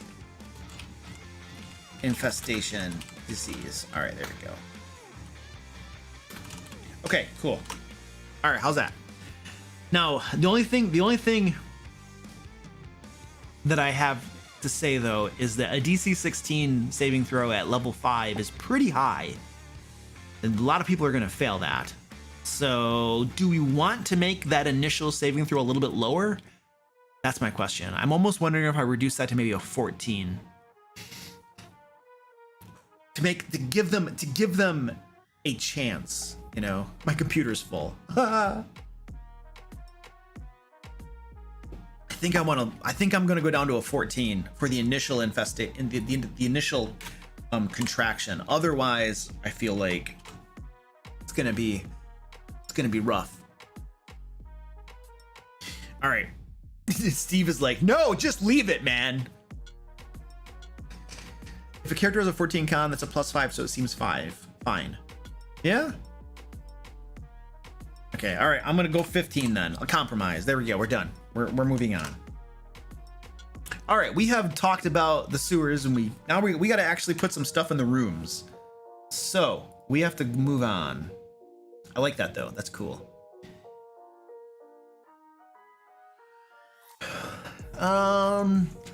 There is a really big area here, this central area. So let's make this room here.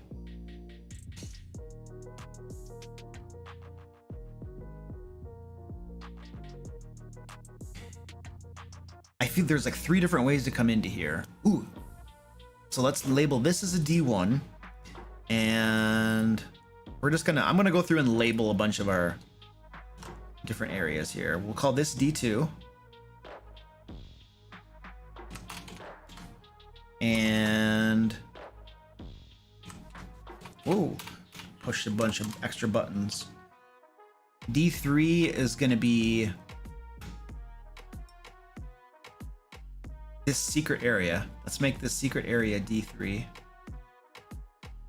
And D4 will be right here.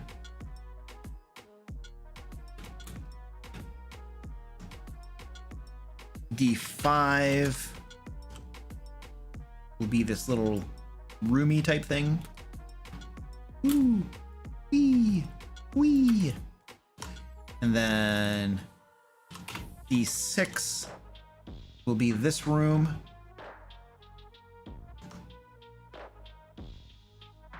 D7 will be this room here. And then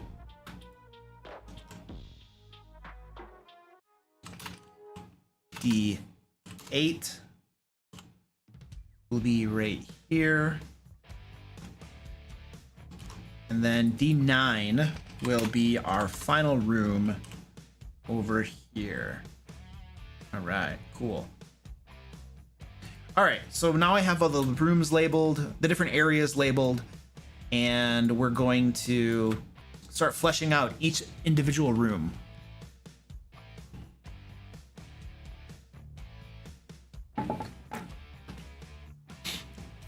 Oh, this is all incarnate. All of our cartographers that we employ use incarnate, except for I think one of them.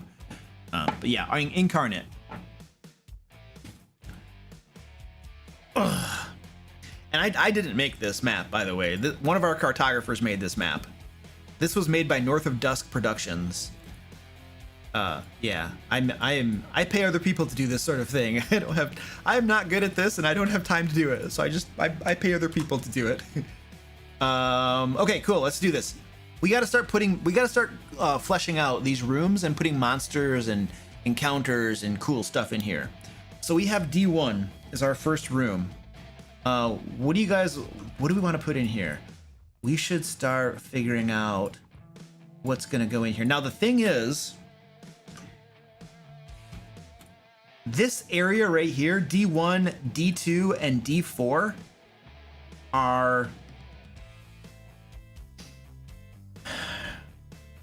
they're all in this same open area. So it almost is like any encounter in one of those areas is going to draw attention. Oh, this is like a secret little door. Look at this. This is a secret area right here. We have 2 secret areas. Okay, hold on. Shoot. I have to make another one. Crap. We have like secret areas. I have to relabel this now.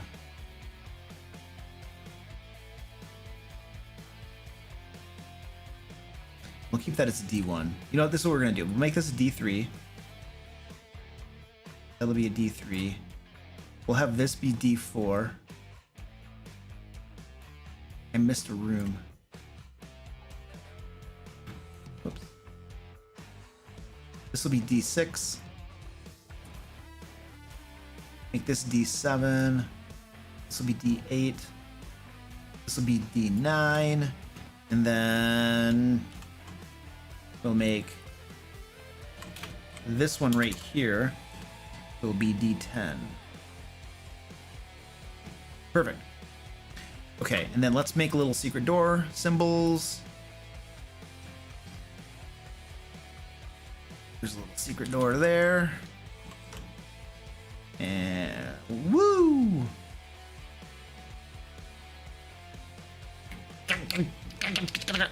There we go. Little secret door right there. Okay, cool. Beautiful. All right, cool. Now we're back. Now we're back. Bye, Danny. She's already left.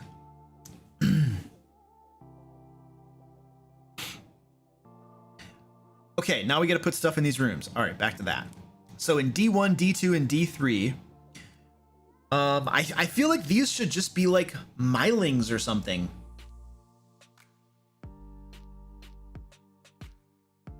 Should we just put a bunch of milings in here? That's like the outer areas where they dwell. And what was the other monsters we had? The Orphans of the Black. Well, the Milings and Orphans of the Black are CR2. They're both CR2. Let's see what kind of balance we would want to have. So we have a CR2. 4 of them is medium. 3 of them is still medium.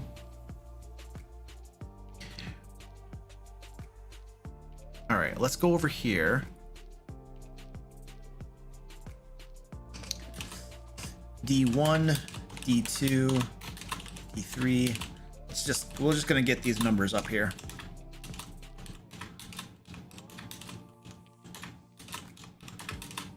We have D10, right? Okay. And let's do that.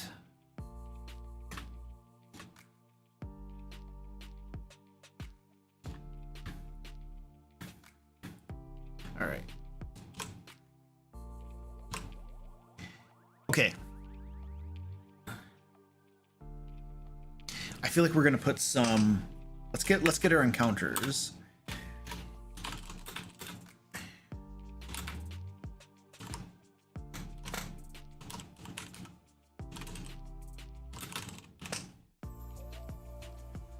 I'm just gonna populate some things here.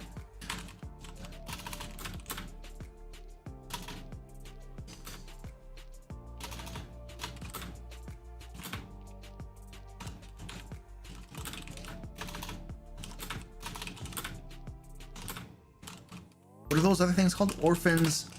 What are those things? Orphans of the Black? Okay, Orphans of the Black. Orphans of the Black here.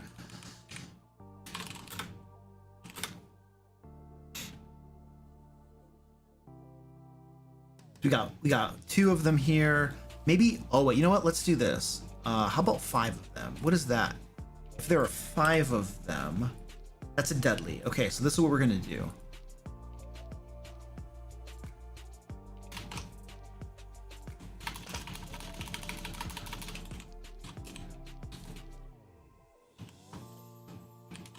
I want them down here.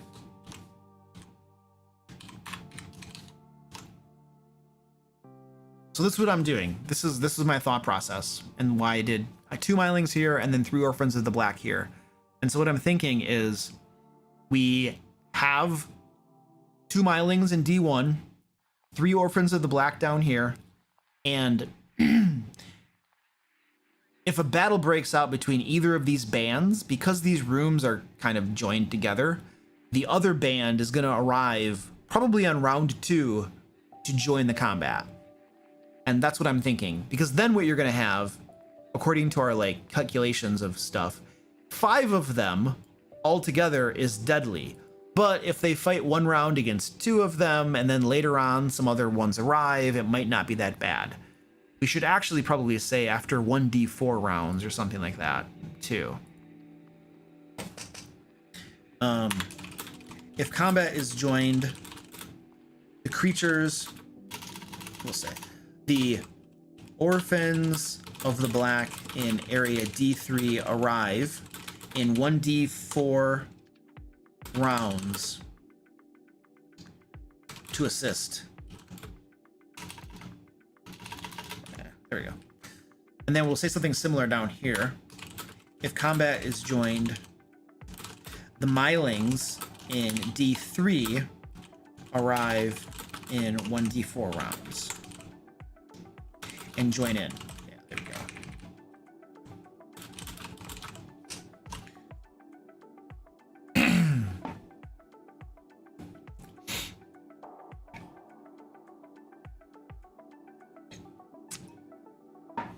I changed the CR, not the number. What? What are you talking about?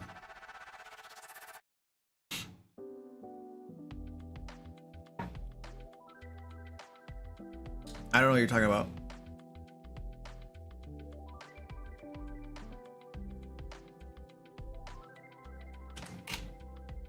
There we go. On the calculator. Oh, on the calculator. Oh crap, I did. Shoot.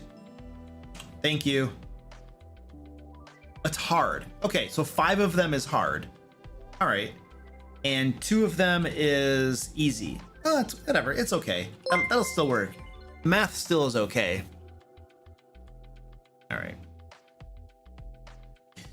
Now, my question is, what are these creatures doing in these rooms? Like, what is the purpose of the room, and what are they doing here? So in D1, I don't want to. This is what I'm getting at.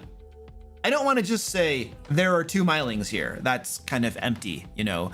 We need to put a little something here, like what, you know, looking at the map, we can divine what the purpose of the room is, and we can think of some activity that the creatures are doing while they're in these rooms. It's instead of just kind of sitting there waiting for somebody to come across them so they can fight, you know. So put a little something here that makes it more interesting. Oh, they could be eating. Yeah, that's true, except they're undead. Except that they're undead is the problem. They could be playing with dolls. Yeah, they could just be playing with dolls. Playing with. Oh, let's have them playing with dolls in one of these areas. And then this they could be playing hopscotch over here, because this is a bigger area. That's so crazy. Okay, like you come across these creatures, they're playing with dolls, playing hopscotch, and yet they will eat your faces off.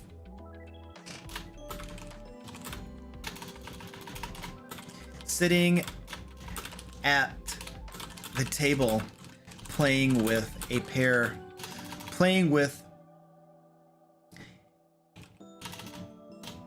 several dolls in a rotting dollhouse.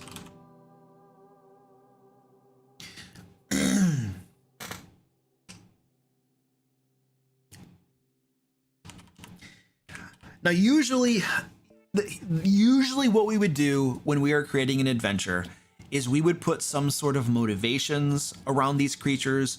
We would create some role-playing notes. We would try to flesh out something that would, you know, like for instance, in Lair magazine, when we publish things, we have full-blown role-playing notes and we flesh things out. But I don't think we're gonna have time to do that tonight. So we're gonna have to leave that up to the dungeon master to figure out when they run this. Otherwise, we're gonna run out of time. And so I just want to let you know that normally we would not leave this as bare bones, but we just don't have time to flesh this out much more. So we're just gonna have to call it a day and move on. Rotting cornstalk dolls. Oh, that's cool. Let's do cornstalk dolls. Okay, we use decaying. Okay, cool. Now the Orphans of the Black. Okay, there are 3 Orphans of the Black playing hopscotch in this area. Isn't hopscotch like where they draw like squares on the ground with like chalk or something? I think it is. Is there anything interesting we could do with the chalk? Like something creepy. Is there anything creepy we could do with the chalk?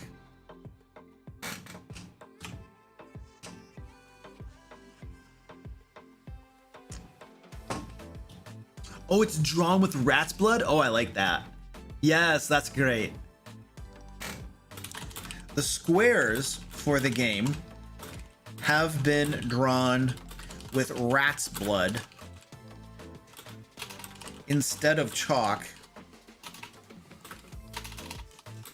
And there is a pile of headless rats lying. I spelled chalk wrong.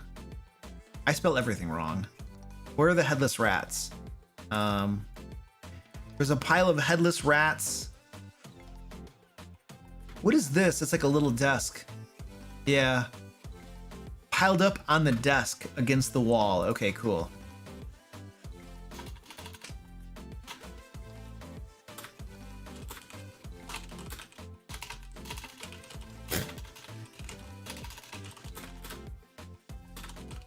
Okay, cool. That's sweet.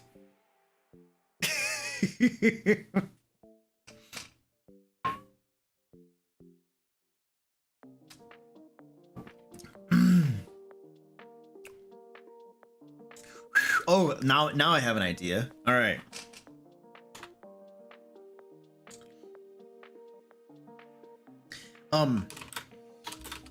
If approached threateningly by the characters, the orphans of the black will invite them to play hopscotch with them. If the characters refuse, if the characters decline, they become enraged and insist.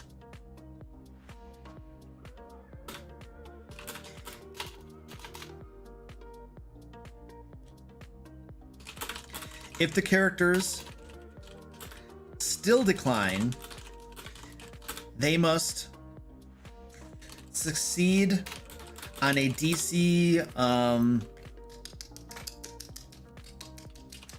13 charisma, persuasion, or deception check, or the creature's attack. Outraged and screaming that the characters are just like their parents who banished them. No, who cast them away into the sewers. All right, there we go. It's not necessarily logical, but you know, whatever. Okay, cool. That's the sort of like detail we like to put into the encounters, if at all we can. All right, D2. Let's put something in D2. What could be here? Now, I don't think we're going to put any creatures here. We're just going to have something interesting be here. What could we throw in here?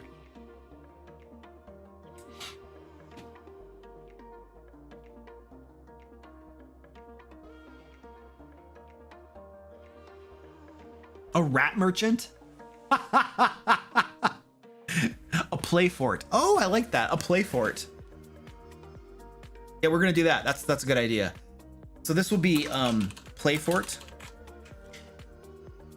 This will be dollhouse, which I think is one word.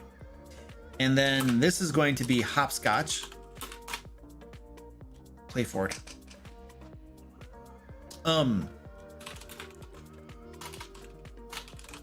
The orphans.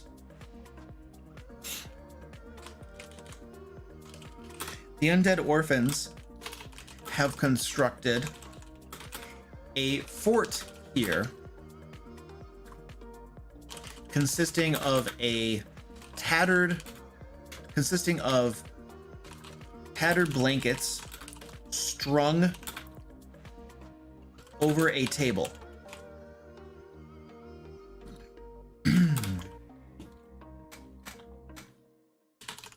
They are very protective of their secret fort. And if the Mylings or orphans of the black in areas D1 or D3 notice the characters poking about there, they will converge upon them and insist that they leave their fort alone.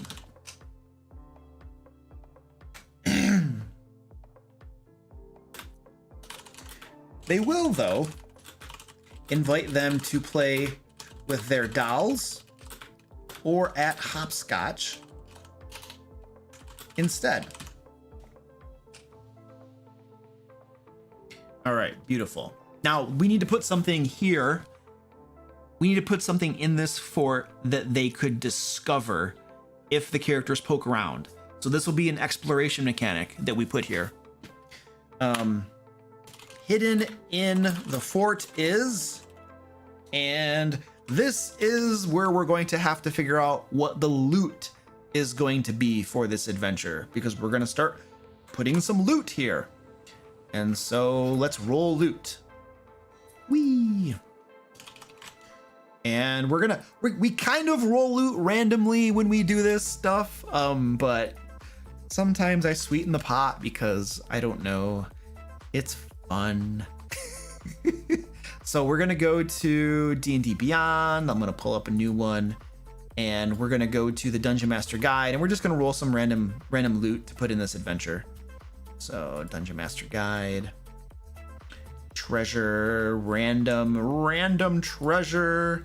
This is level 5 adventure, so we're probably gonna roll once on the level 5 to 10 hoard table. Where is that? Right here. So there's a treasure hoard table for a challenge 5 to 10. We're just gonna roll once on this, and that'll determine what we're gonna place in here. So we're supposed to have 700 copper pieces, 7,000 silver pieces. Nothing to spend that on. And then 2,100 gold pieces and 105 platinum pieces.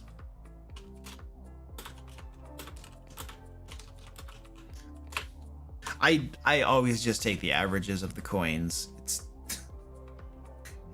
meaningless.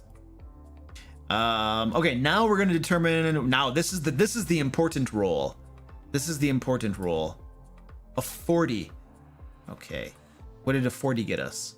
Oh, it's a crappy result. Oh, but it's, holy crap! It's a lot of gems though. 12 100 gold piece gems.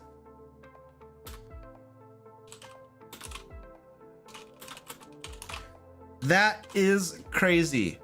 And there is a table for gems as well that we can roll on for 100 gold piece gems. A 6, which is going to be the jade. So we're gonna say 12 jade gems. We'll go back here and random treasure. Let's go back to our treasure hoard table, levels 5 through 10. And then we're going to roll, we're gonna roll a magic item table A. We're gonna roll on it one time. That's poopy. That's poopy. An 83. It looks like they got a spell scroll, a cantrip. Yay. What cantrip? What cantrip should we put into the spell scroll? Actually, we should make it DM's choice. Cantrip of the GM's choice. That way they can customize it according to their game and their players. True Strike. True Strike. The worst cantrip arguably in the entire game.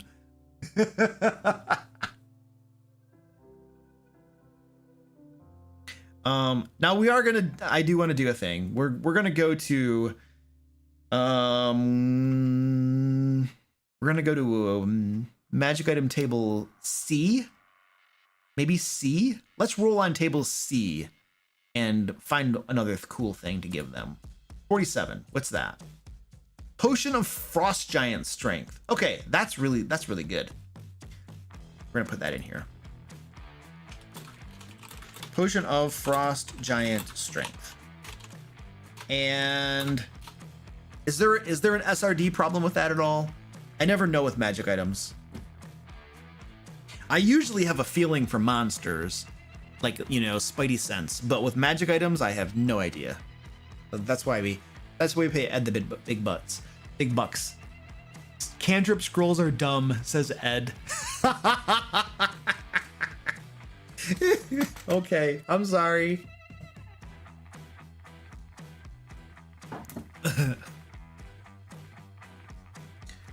Okay, it's gonna be a cantrip of Ed's choice. He's like, I refuse. I refuse to play your games. All right, I think that's pretty good. I think what we're gonna do is these 12 jade gems are what we're going to put in their fort. So I'm gonna take that out of there and we're gonna put it right here. Squeaky, you are a pain in the butt. Hidden in the fort, come on.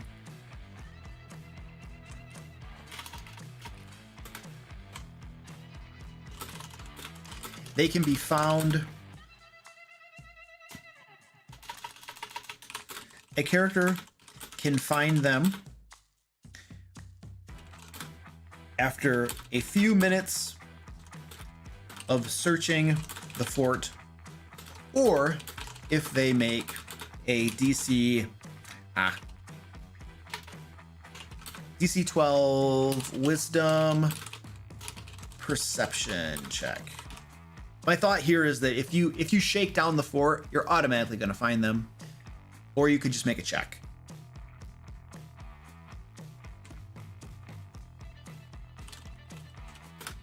All right, there you go. So that we got some gems in there.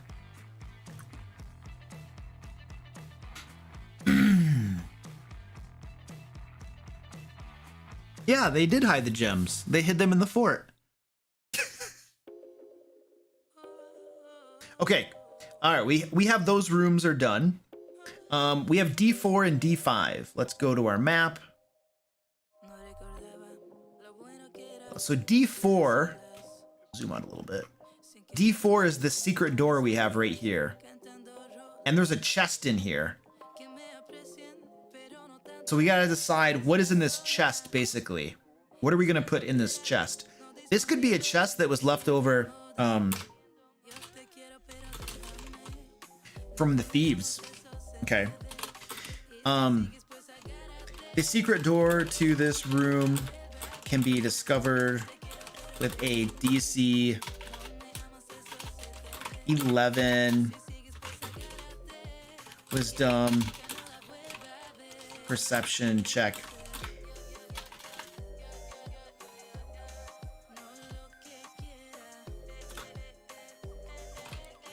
It swings open easily. Oh no, it's yeah. The years have caused the brick door to become frozen in place, requiring a DC 14 strength athletics check to force open. Inside the small room is a rotting wooden chest.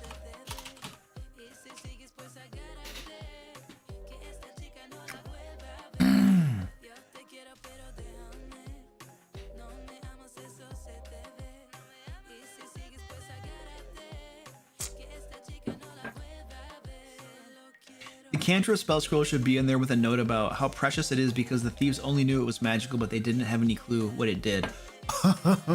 Yeah, we should put a trap on this chest. The chest is trapped.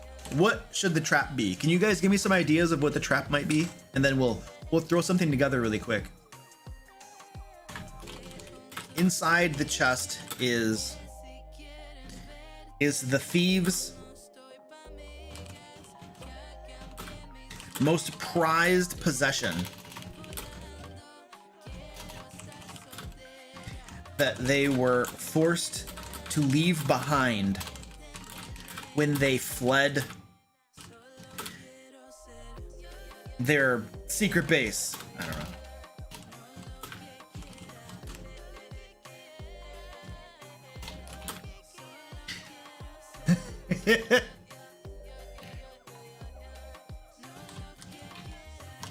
And it's gonna be the spell scroll. Okay. A spell scroll containing a cantrip of the GM's choice. The thieves did not know what the scroll did, but they suspected it was of immense power.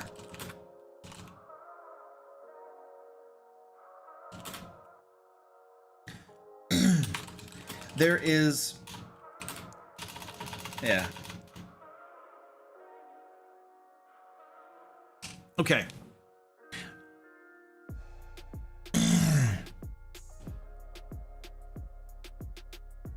Blinded for 1 hour? That's nasty, dude. Conditions are cool, though. I would rather have there be a condition than... The chest is trapped. If the lid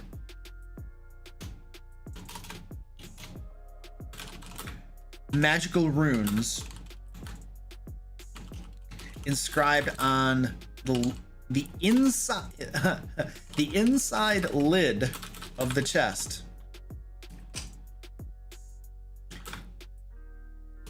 if the chest is opened, the runes blaze with a bright light, causing everyone within 15 feet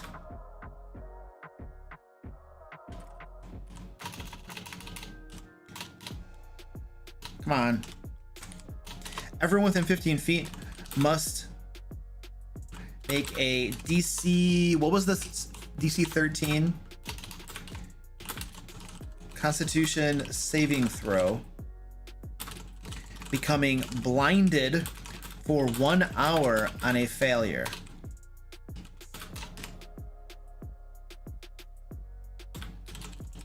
Because the chest is rotting apart, a DC 12 wisdom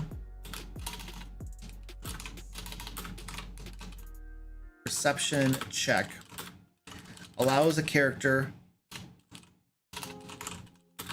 to see through the boards, planks, boards, I don't know, and spot the runes. It's got to use like dispel magic. Yeah. Dispel magic will permanently disable the trap. Okay.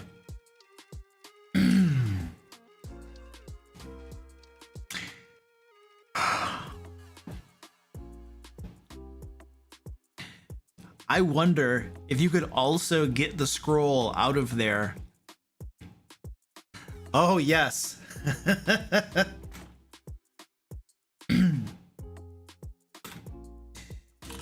The boards of the chest could be fairly...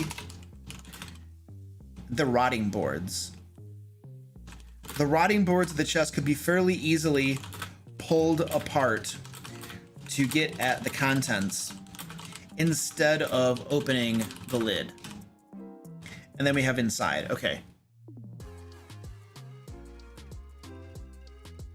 There we go. So you don't even have to open the lid if you don't want to.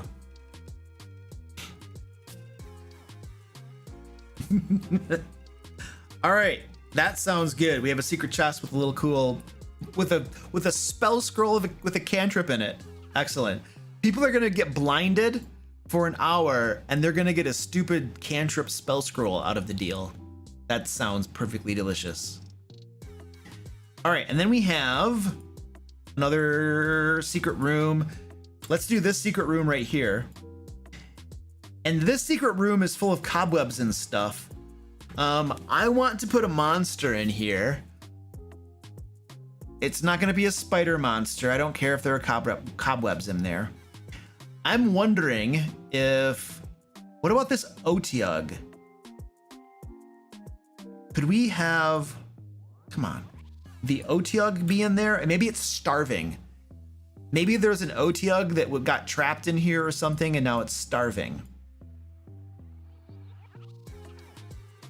What do you guys think? It's either we put the Otyug in there, or the other option I'm thinking of is these skin bats could be infesting that room. And then if they go in there, the skin bats like swarm out at them.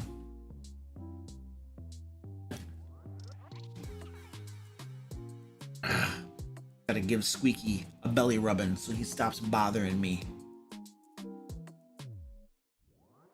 You think the skin bats? Skin bats? Okay, I got a few votes for skin bats. Let's do that. And they're a CR 1/2, so let's see what our... Oh, come on, baby. We'd have to have a lot of them, too. Medium encounter. Okay. We could probably have 8 of them. 8 of them would be an easy encounter. That's fine. What's gonna be in there though? Is there anything else in there?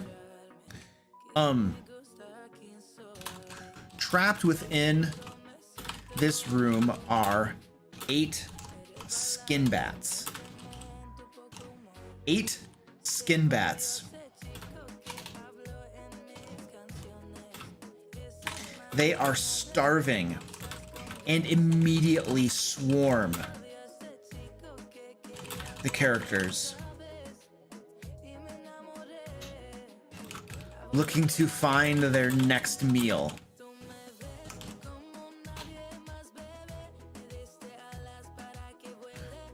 Their first meal in quite some time. All right.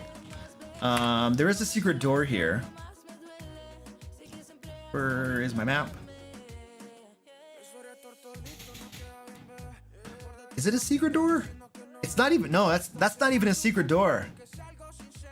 It's just a door. This one up here is actually a secret door. But this one right here is just, there's literally a door right there. So that's not even a secret door. I think we're gonna take that secret off from there. It's just a door. The door to this room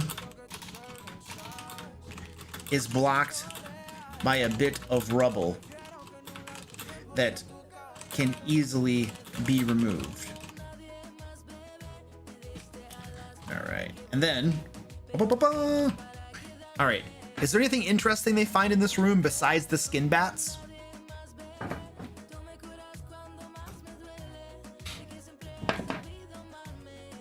Could we put something in that room? We already used the gemstones. Oh, we used that spell scroll too. Did I delete that? There could just be some... Ooh, we could put some gold or something in there. I'm using Photoshop. Like, this is Photoshop right here. But the map itself was created in Incarnate. And I just took the image and I have it here, and now I'm adding all the labels and stuff with Photoshop.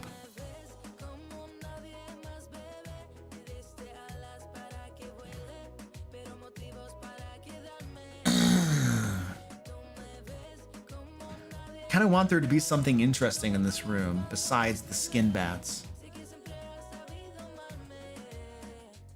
Ooh, a skeleton with notes or some other treasures.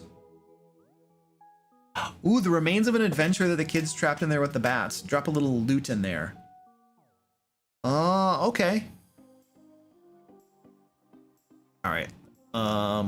Let's put D5.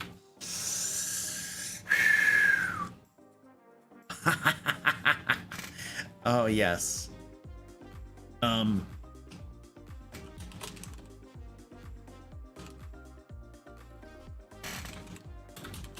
Adventurer Crypt.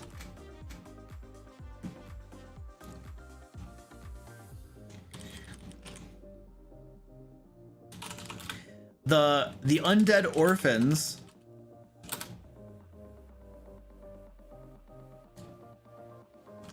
toss the corpses Oh, hold on a second.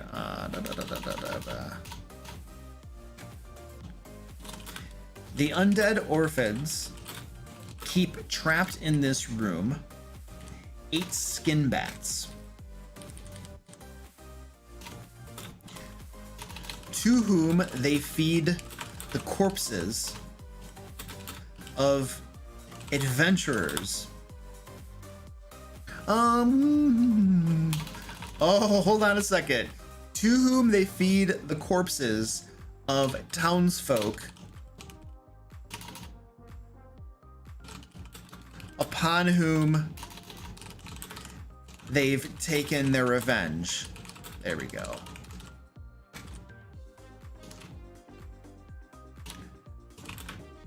It has been some time since the skin bats have been fed, though.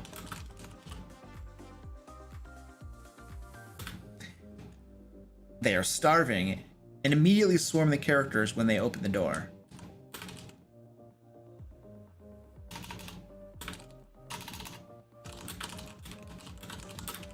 So now we can put some townsfolk bodies in here.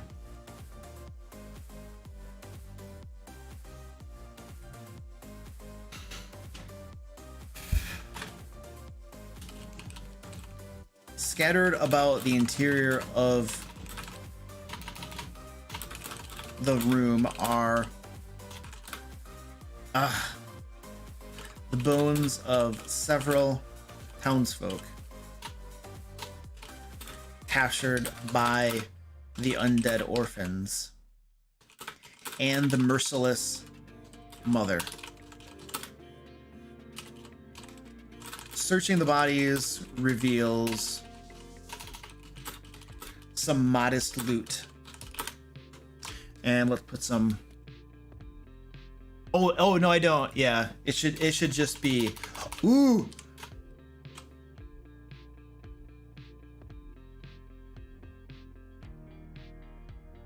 Crypt of the Revenge. The Revenge. They've taken revenge on these townsfolk. Avengers Crypt. What about that? Avengers Crypt. The feeding room. I like that. That's good too. The feeding room. Okay.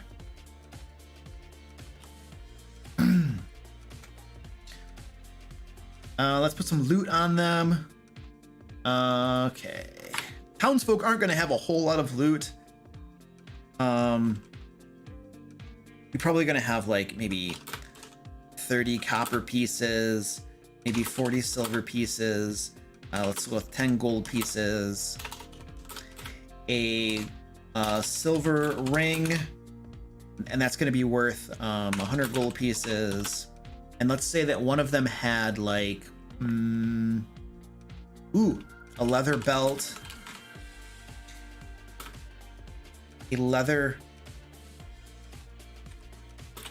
a finely made leather belt, studded with adamantine, studded with silver. Yeah, there we go. Okay, and that could be another 100 gold pieces, whatever. There we go. Cool. And then we're gonna reduce this down to 1900 roughly. This is all kind of meaningless.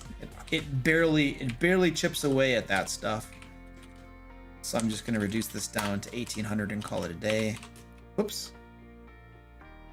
All right, there we go. And then we'll take that out of there and we'll put this up here.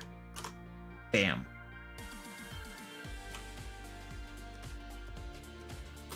All right. Woo!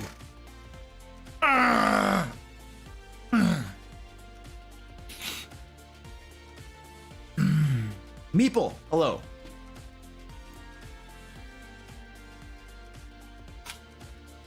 Okay, we're done. We're done with that. We're done with that. Now we're gonna move on to the next one. So we have done all of these. We're at D6 now. We are at D6. Which is this little room right here. This is a pretty nice room. I wonder if this is where the mother. Are we gonna find the mother there? Where do you guys think the drowned maiden should be? The big bad. Where should we put the drowned maiden? I wonder if she should be like in like one of these other areas over here.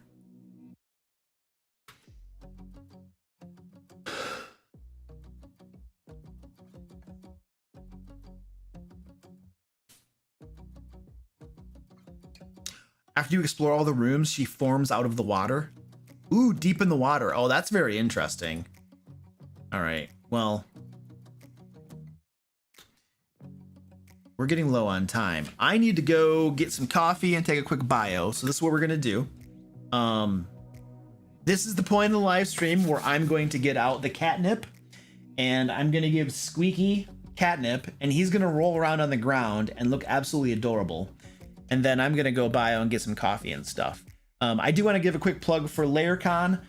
For folks who want to come hang out with me and my team, we are putting on a convention down in Pensacola, Florida this year, October 7th, 8th, and 9th. Hopefully there can be a link in the chat that'll take you to where you can learn more information. If you want to come hang out with me and my crew, play some D&D, have some fun, it's going to be really cool. So you can click the link, get some more information. Also, we are doing a giveaway. So if you want to win a D&D book or store credit on the DM Lair store, you can click the link. Hopefully it'll show up as well in the chat. It looks like it's not working again. That's wonderful.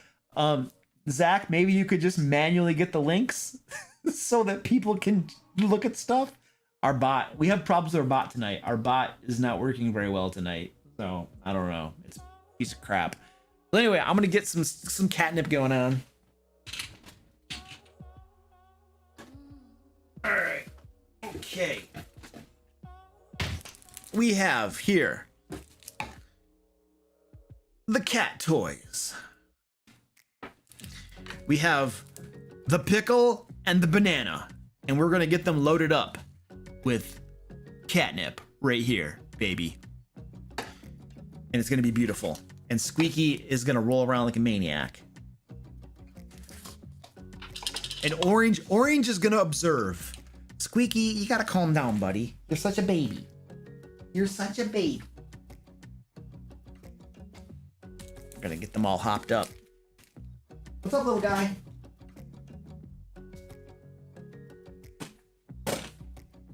There we go. We got a little convention going on. All right, I'll be right back.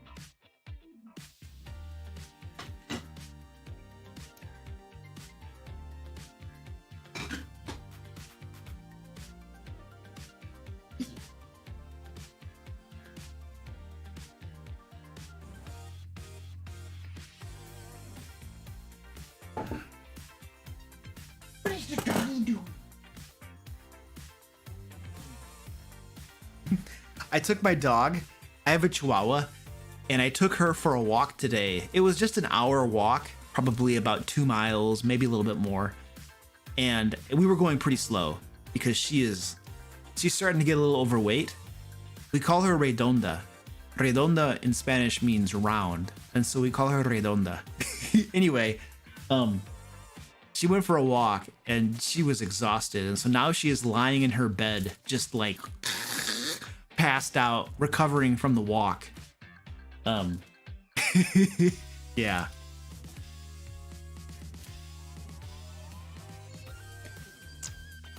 We got, usually Squeaky like takes both of them and won't let anybody else play, but Squirty Pie is having some fun tonight too. At some point, Squeaky is gonna like jump up and run away. Look at him.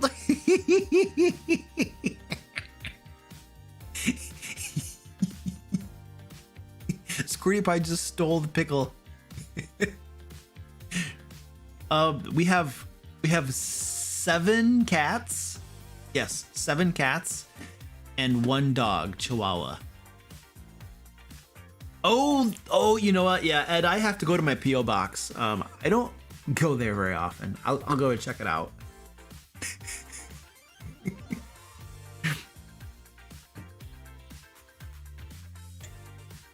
All right, let's get going because we don't have a lot of time left, and we have a lot to do left yet in this adventure. So let's do area D6 right here. Let's flesh this out. This is like a little room. I don't know what we can put in this room. There doesn't have to be monsters and stuff in every single room, but maybe we could put, so we've used the skin bats. Oh, we haven't used these little goblin creatures at all. Is there anything that we could put in that room? We have a choker. I don't know. What can we put in that room? Something very simple and very quick.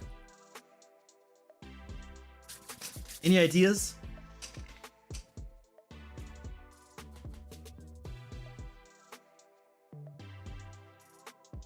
We have to make it quick too, because we have a lot of rooms to fill out and we don't have a lot of time.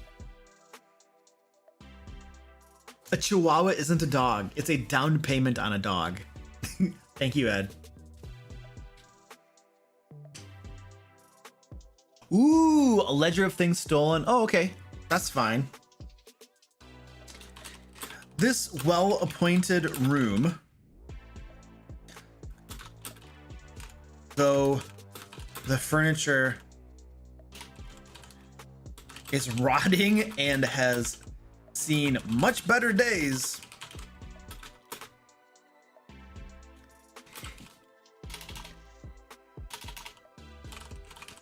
contains a ledger from Thieves Guild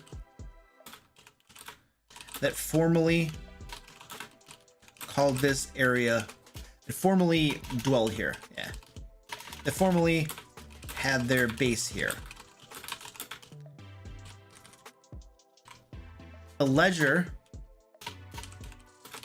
contains a listing of valuables stolen from the town above, and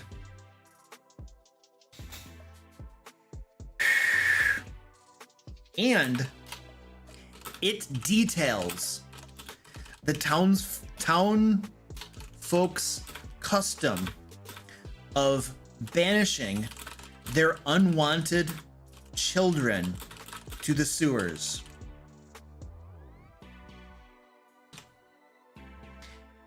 So this is where the players and the characters can learn about what the town is actually doing, and they can, you know, be like, oh crap.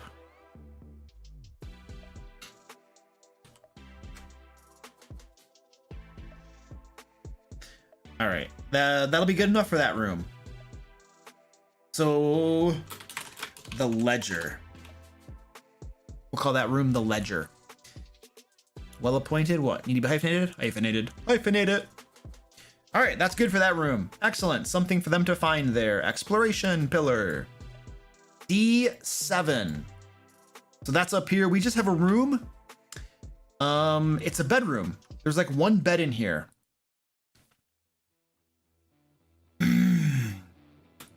What could we put in there? We have one bed in this room.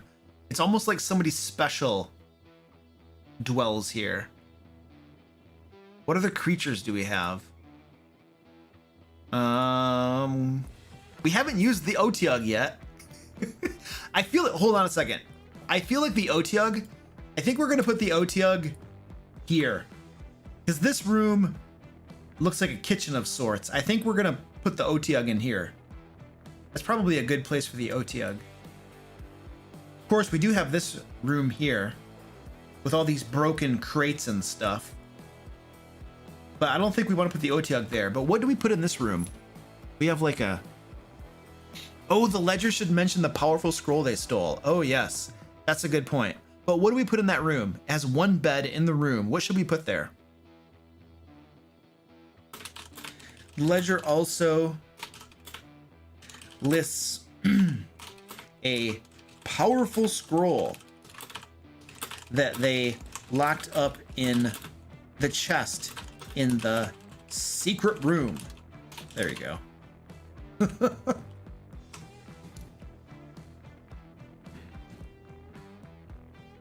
Ooh, the goblin creatures can be hiding in this room. Maybe they sleep in that bed. Maybe that's their room. Oh, hold on a second. Hold on a second. I think this bedroom right here might be for the goblin creatures. I think we're gonna put them right there.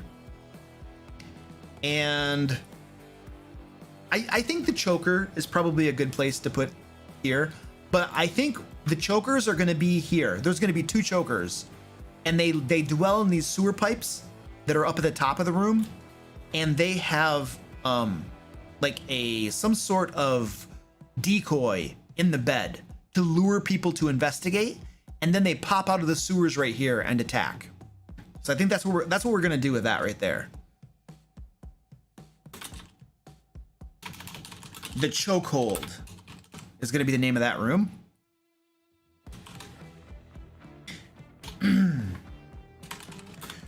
Two chokers are hidden in the sewer tubes on the northern wall, waiting for prey to enter. They have set up a decoy of sorts in the bed on the south wall. The decoy is a captured villager who they have tied up and gagged. Tied up, gagged, and covered with tattered blankets. When the characters enter the room to investigate, the chokers leap from their concealment and attack. I need a name for the villager. I need a name for the villager. Pipes. Pipes. Thank you. I couldn't think of the right word. I need a name for the villager, please.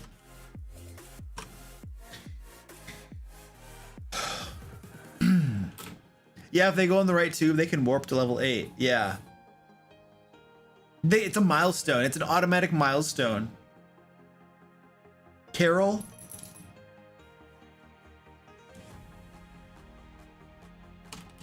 The villager, a middle-aged woman named Carol,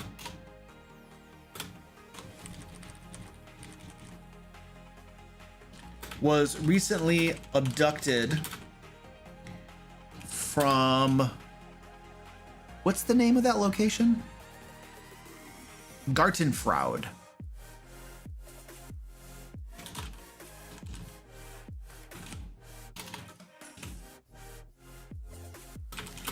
And given over to the chokers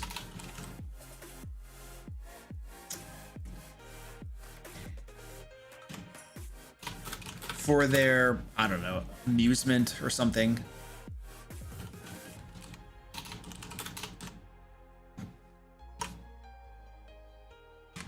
I don't know what you want to say. Anyway, if rescued, she is very much thankful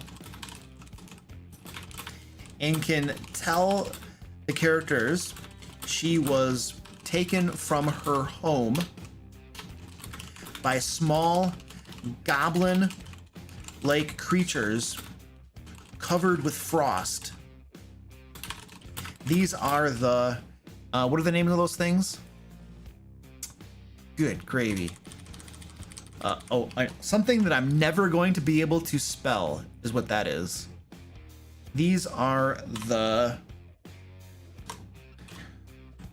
Frauashar that dwell in area, what area was that? D9? I think it's area D9. Keep pushing the wrong buttons. Yeah, they dwell in area D9. Okay, perfect. Okay, cool.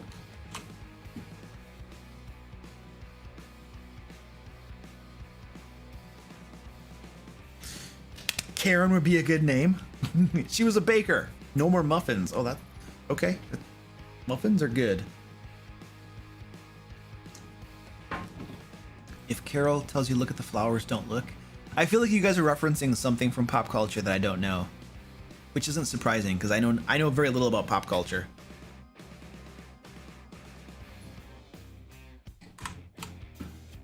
All right.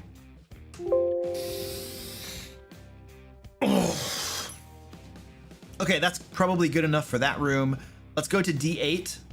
See that? There we go. Push the wrong button again. What should we put in here? We probably.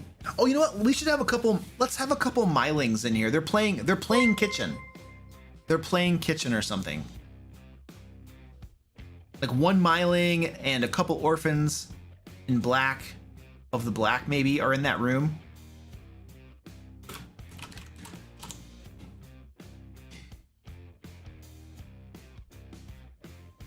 Oh!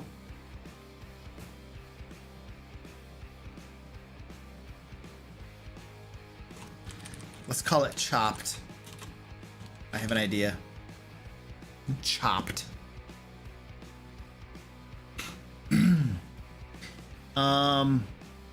Yeah, Glad Cleric, I have something in mind very similar to that. Let's figure out how many of these creatures we want to put in here.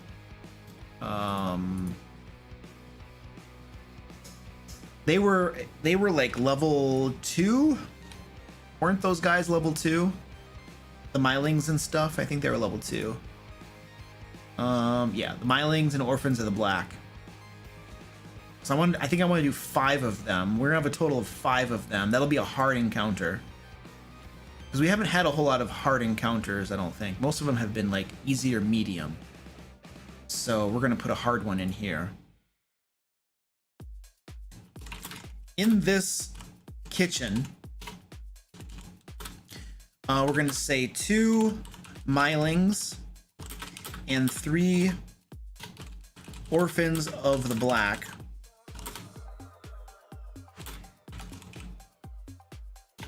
Have gathered up, have tied down a villager named, it's gonna be the husband of Carol. The husband of Carol. Making towny sausage. I need a name. I need a name for the husband of Carol.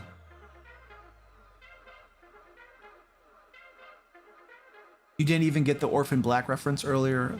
I don't know what the Orphan Black is either. I don't know what that is. I've never even heard of that. Chris? Phil? Phil?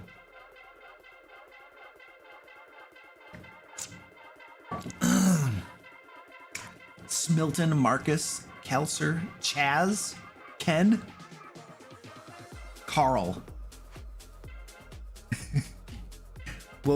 we're gonna go with let's do crispy bacon. There it is. There it is. Okay. Chris P. Bacon.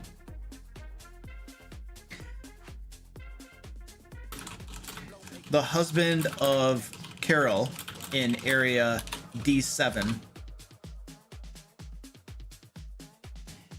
She and her husband, see area D8, were taken from their home. There we go.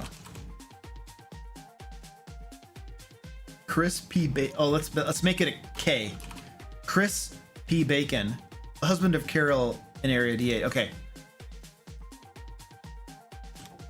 Have tied down to the table. They are passing a large cleaver among themselves while taunting the man. They intend to do quite horrible things to him, naturally. I think I spelled cleaver wrong. There we go. That's right now. All right.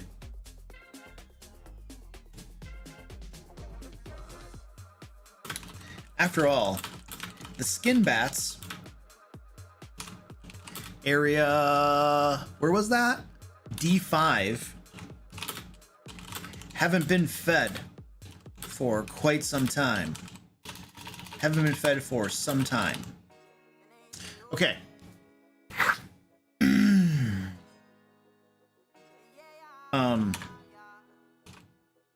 If the characters interrupt their I don't know, meal preparation,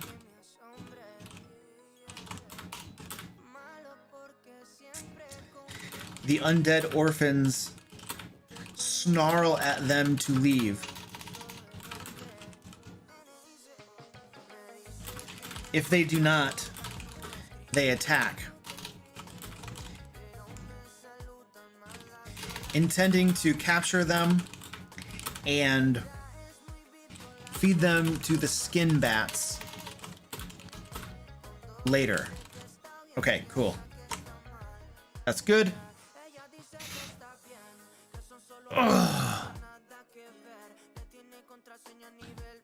My dog is down here snoring. This is turning into quite a horrific adventure. Very creepy. All right, that's D8. Now we have D9. Let's see what that looks like. That was D8 right here. And D9. Okay, this is where the little goblin guys live. So they have the little goblin camp.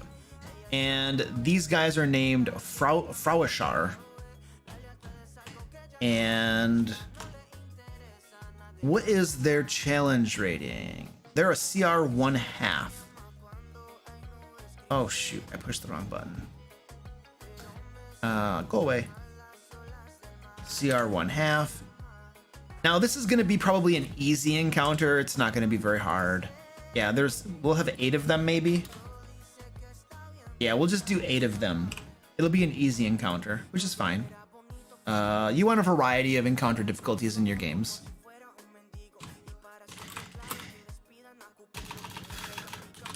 This is the sleeping quarters of a band of 8 Frauishar that the merciless mother has conscripted to capture villagers from, I keep forgetting the name of this town. Gartenfraud? Gartenfraud.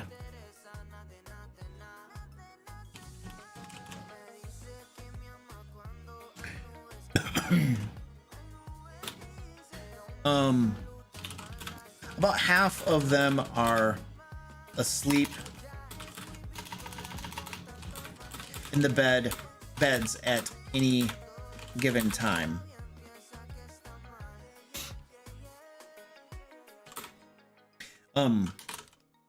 Those who are awake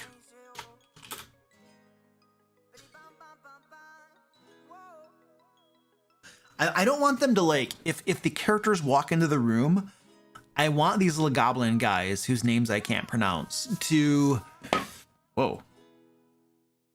converse with them and not treat them hostilely necessarily, because the goblins are little mercenaries and they were hired to capture people, and so they don't know who the characters are and they kind of don't care because that's not their job. Their job is to capture people.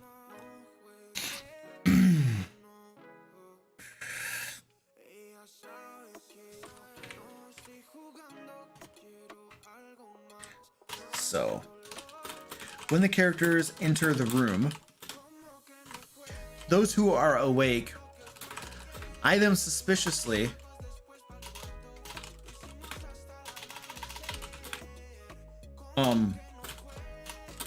but aren't terribly bothered by their presence. The Frau Gashar are hired mercenaries whose job is to capture villagers, not defend the sewers, especially against heavily armed adventurers.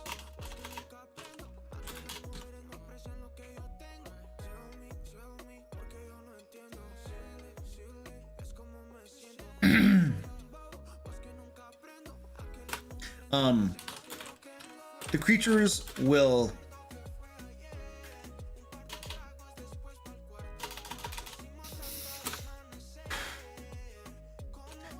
would rather bargain than fight, though they do defend themselves if put to it. If the characters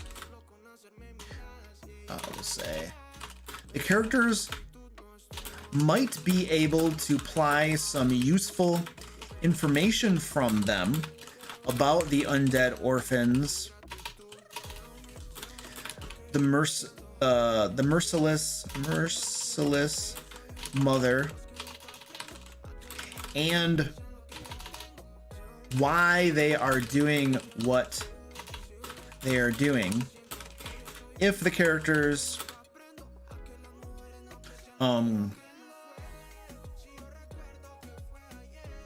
I don't know,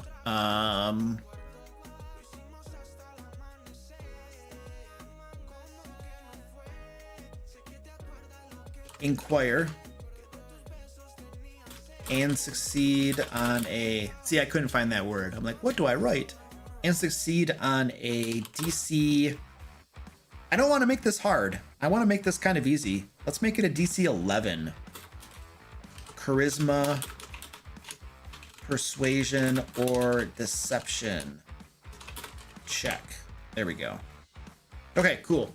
So this is probably a social encounter, a social interaction where they do some talkie-talkie and maybe get some information about what's going on. It might come into it might be a fight, but it might not.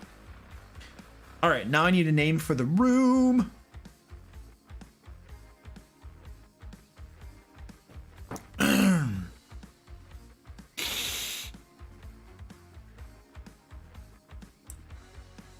Ooh, it's really cold in this room too. The room is freezing cold, and frost covers much of the surfaces.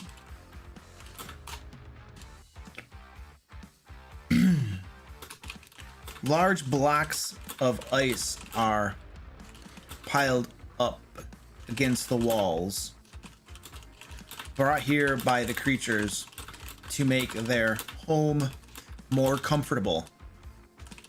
There we go. Yep, you're right. 2 independent clauses. Need a comma there. All right. I think that's pretty good. Oh yeah. What was I gonna name this room? The Icy Den? Cold box. Oh yes. The cold box. Perfect. All right, we are at, ooh, woohoo, woohoo. We got one more room to go. One more room to go. D10. D10. This room is just furniture and rubble, and this is where we're gonna stick our OTUG. So, this large room contains a rotting table and the remains of several crates that have been broken to bits. An OTUG, I think I spelled that right, lurks under the debris of the crates, waiting for its next meal to blunder into the room.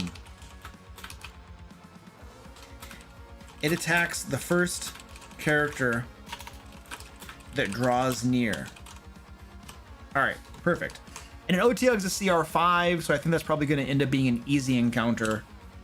You have one of them. Yeah, easy encounter. Okay, cool.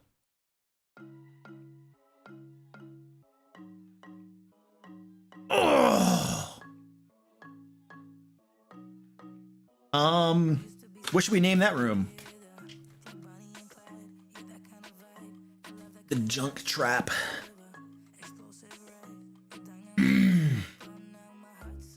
Everything wants to eat the adventurers.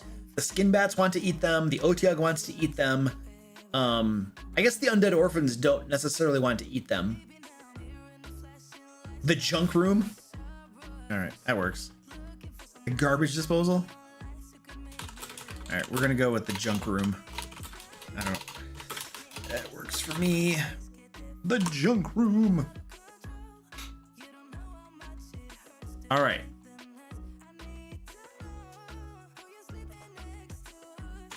Now we need to have the merciless mother.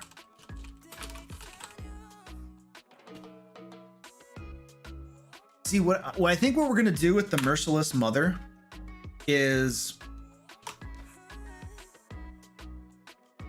I'm thinking somebody had mentioned before that she is underneath the water in this large sewer channel. And so what I'm thinking is the merciless mother could be in that sewer channel, in that large central sewer channel, but she doesn't appear and come into play until maybe about halfway through the characters exploring the compound. And when they get about halfway through exploring all these different rooms, then maybe she appears. And the mechanic could be that when she appears and attacks, any of the undead orphans left in the other rooms, if they weren't dealt with already, are going to come and help her. And those will be her minions that will swarm down on the characters. And so that's kind of the mechanic that I have in mind. What I'm not sure about is what should trigger her to appear out of the water. I mean, it literally could just be, you know, when they've explored half of the compound, you know, or at an appropriate time determined by the dungeon master, I suppose you could say as well. Yeah, let's do that. Let's just write it that way. That way the dungeon master can use their discretion when they're running the adventure. The drowned maiden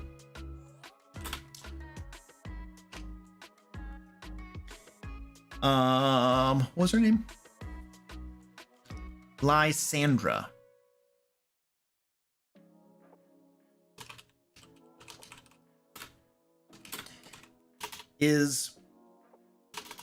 Dwells in the deep sewer channel that runs through the middle of the dredge maw.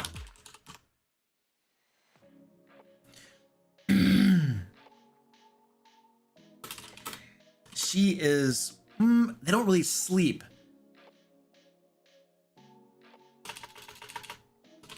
However, she doesn't appear until the characters have explored about half of the compound, or at an appropriate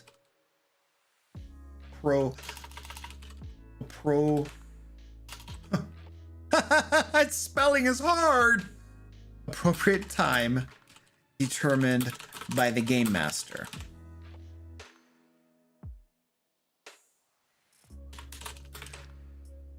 When she does emerge from the depths of the channel, she challenges the character's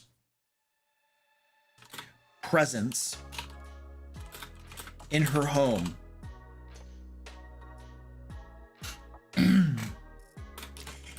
If the characters have slain any of the Mylings or orphans of the Black, she attacks immediately. She flies into a rage and attacks immediately.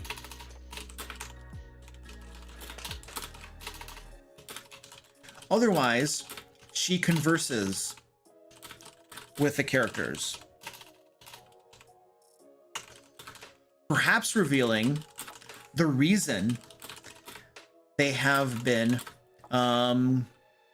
abducting and slaughtering, because they have been, villagers. And this could turn out, oh man. This is either going to be a fight where they fight her and defeat her and stop her, or they're going to go up to the village and cause the characters, the adventurers, will go up into the village and cause trouble up there because the villagers are doing horrible things by, you know, banishing their unwanted children to the sewers. So it's hard to, you don't know which way this is going to go. This encounter could lead to a battle with the drowned maiden, or the adventurers may decide to take the fight to the village, who has been banishing their unwanted children to the sewers. So I'll spell it out, I guess. If it turns into a fight with the drowned maiden, she calls out to any remaining creatures in the dredge maw, beckoning them to come fight the heroes.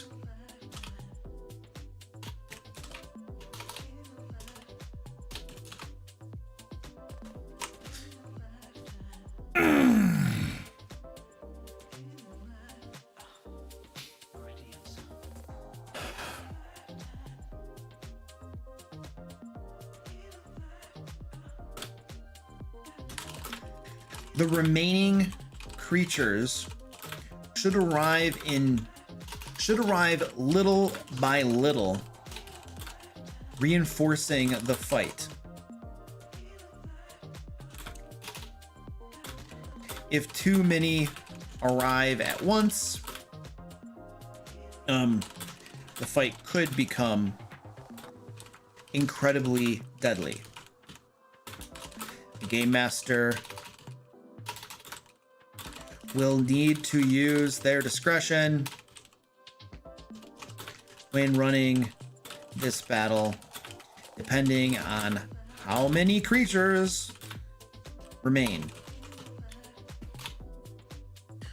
Okay, it's only certain creatures too. It's just going to be Mylings and undead orphans, and then maybe these goblin guys, because the chokers are not going to get involved. The Otyugh is not going to get involved. The skin bats are not going to get involved. So it's only going to be the goblin guys and the undead orphans. All the other monsters are not going to get involved in that fight. So I want to clarify that in here. Do any remaining Mylings, orphans of the black, or, and I can't spell those goblin names, Frowashar. Good gravy.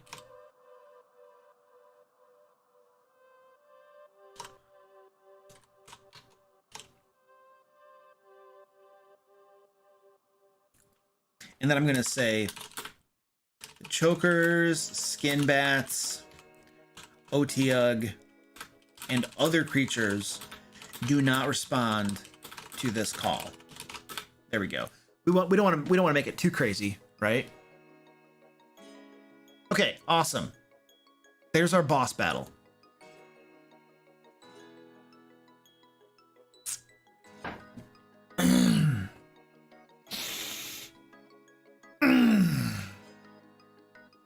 What if the adventurers don't attack any orphans but do rescue the captured villagers?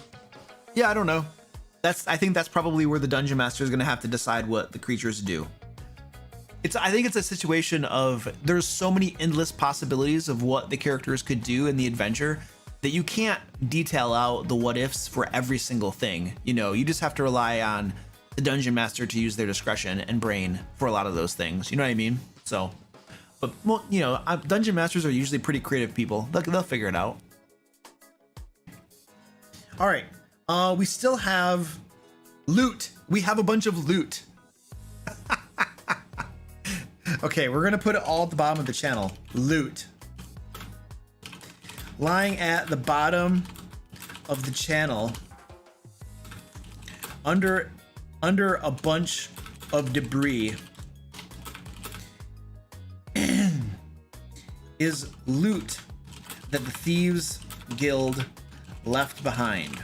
And oh, you know what? The potion, we're gonna put the potion of Frost Giant Strength. I want to put that in with the Otyugh.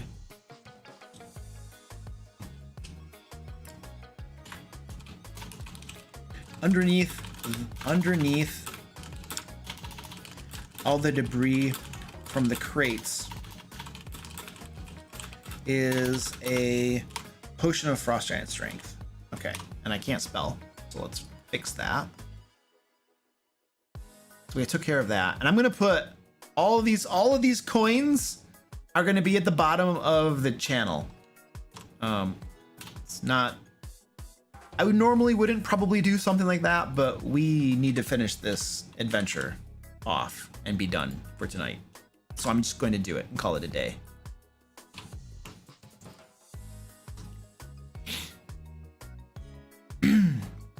All right, we have finished all the loot.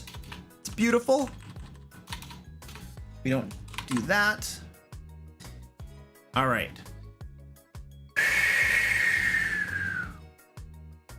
Oh, leave some with the gremlins. Oh, that's true.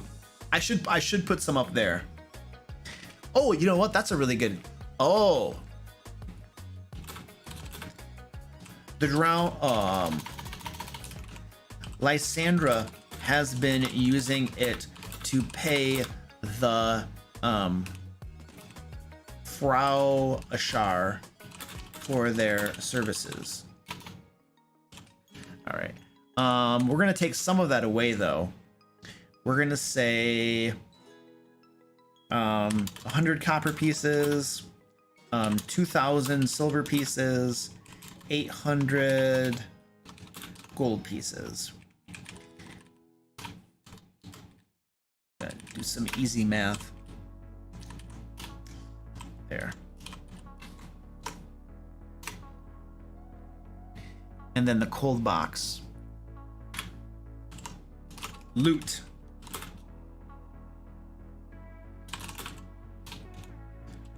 The Frau Ashar have hidden about the room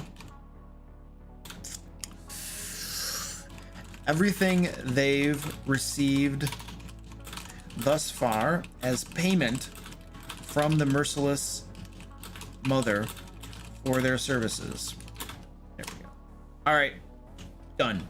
All right, so the Frau Ashar have some money in there as well because they're being paid, and the merciless mother has a whole bunch at the bottom of the channel because she uses it to pay the Frau Ashar. All right, excellent. Justify some stuff. Resolution. Who knows? Who knows?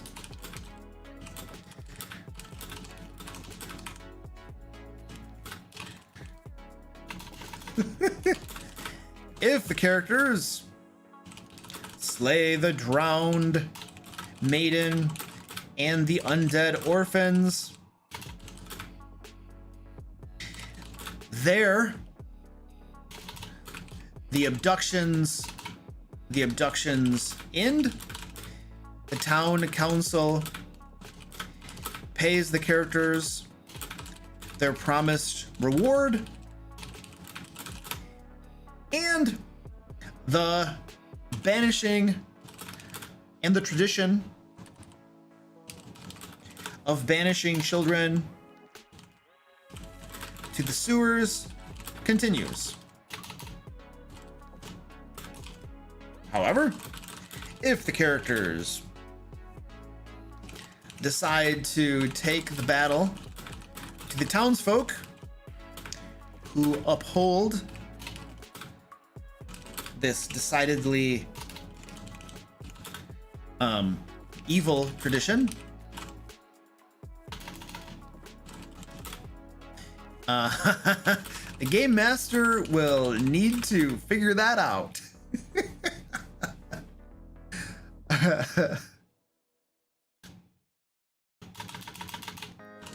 Things will unfold quite differently.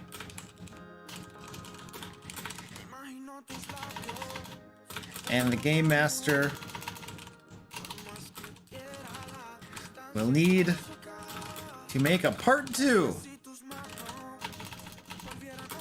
to this adventure. Best of luck.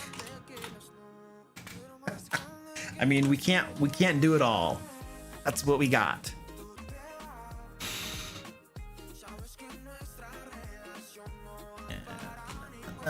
Let's go over here.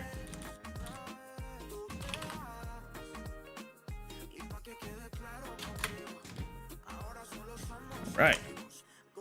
Pretty nice. I say we get paid and go all murder hobo on the town. I mean, this is a case where you're kind of justified in going murder hobo in the town, if you ask me. All right, we're almost done here. We need to name the adventure. I need a name for this adventure, please. So start brainstorming some ideas, and we're gonna name this adventure.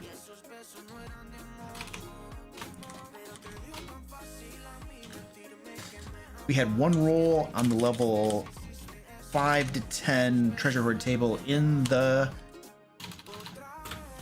Game Master's core rulebook. All right, rock and roll. Wail of the Drowned Maiden.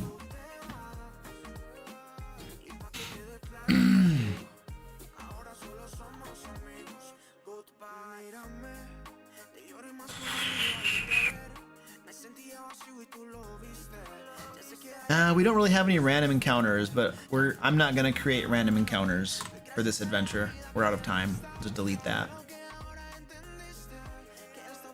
I think we got everything. Wow. It's pretty good. We were really tight on time. for that last half of the adventure.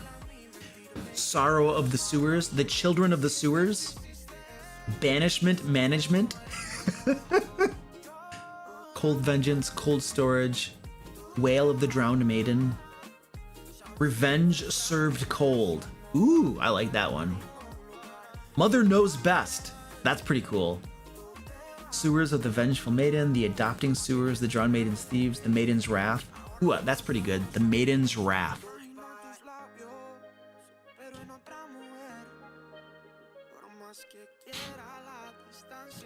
The Maiden's Wrath.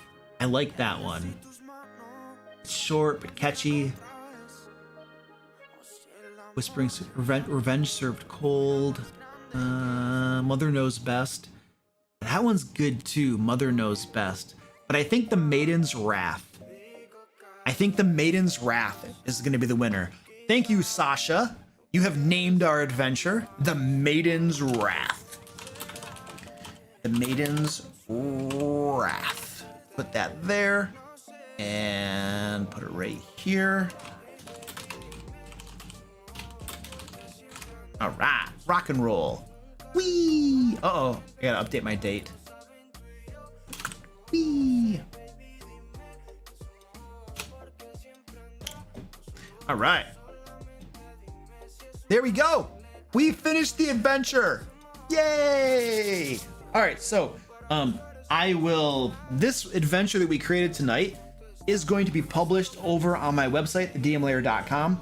We have tons of free Dungeon Master resources over there for you guys to use. We have lots of adventures, we have monsters, I think we have traps, puzzles, we have whole bunches of free content over there that you guys can use in your games, thedmlair.com. And this adventure right here, I will put it together in a nice PDF and stuff, and I will publish it over on the website. It'll probably be up there by Saturday or so is when I usually publish these. It will come with the maps, the digital maps, so that you can use them online if you want to. And obviously it's gonna have the content that we made tonight. So that will all be available for free for you guys over on my site. So you can go get that when it's up there, and go to the site too, because you get free stuff and whatnot. And if you join the newsletter, the site, all the free stuff on the site will have links to my newsletter. And if you join the newsletter, you're gonna get all of the free content we create emailed to you every single week, because we create something new every week, free content for Dungeon Masters every single week. And if you're on my newsletter list, then it gets emailed directly to you. So you can go to my site and sign up to the newsletter list if you want to, and get free stuff and whatnot. So there you go. Okay, we're done with the adventure. Thank you for helping me out. That's been wonderful. I appreciate that. Oh yes, the giveaway. We have to do the giveaway. Guys, there's a link in the chat right now to the giveaway. I'm gonna give you one last chance to enter the giveaway.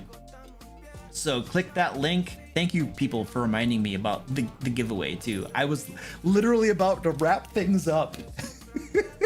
And then I saw a whole bunch of people saying giveaway, giveaway, giveaway. So go enter the giveaway. This is your last chance. And while you're doing that too, I do want to remind you about Laircon. It's our convention that we're putting on down in Pensacola, Florida, October 7th, 8th, and 9th. Hopefully we can get a link in the chat where you can learn more about it. Hey, look at that. That's beautiful. So I will be there. Many of my teammates will be there. We'll be playing D&D and doing other cool tabletop games, role-playing games, and stuff like that. So come hang out with us. I'd love to meet you. It's going to be really, really fun. So yeah, I look forward to it every single year. All right, how are we doing on the giveaway? Can I draw the winner yet? Got to give you enough time for people who didn't enter it to get into the giveaway. Like, Luke, no, Luke, not enough time. All right, I'm gonna draw it. I'm out of coffee. I have water.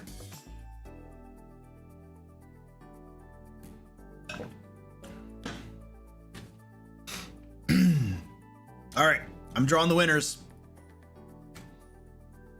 I hope I gave you enough time.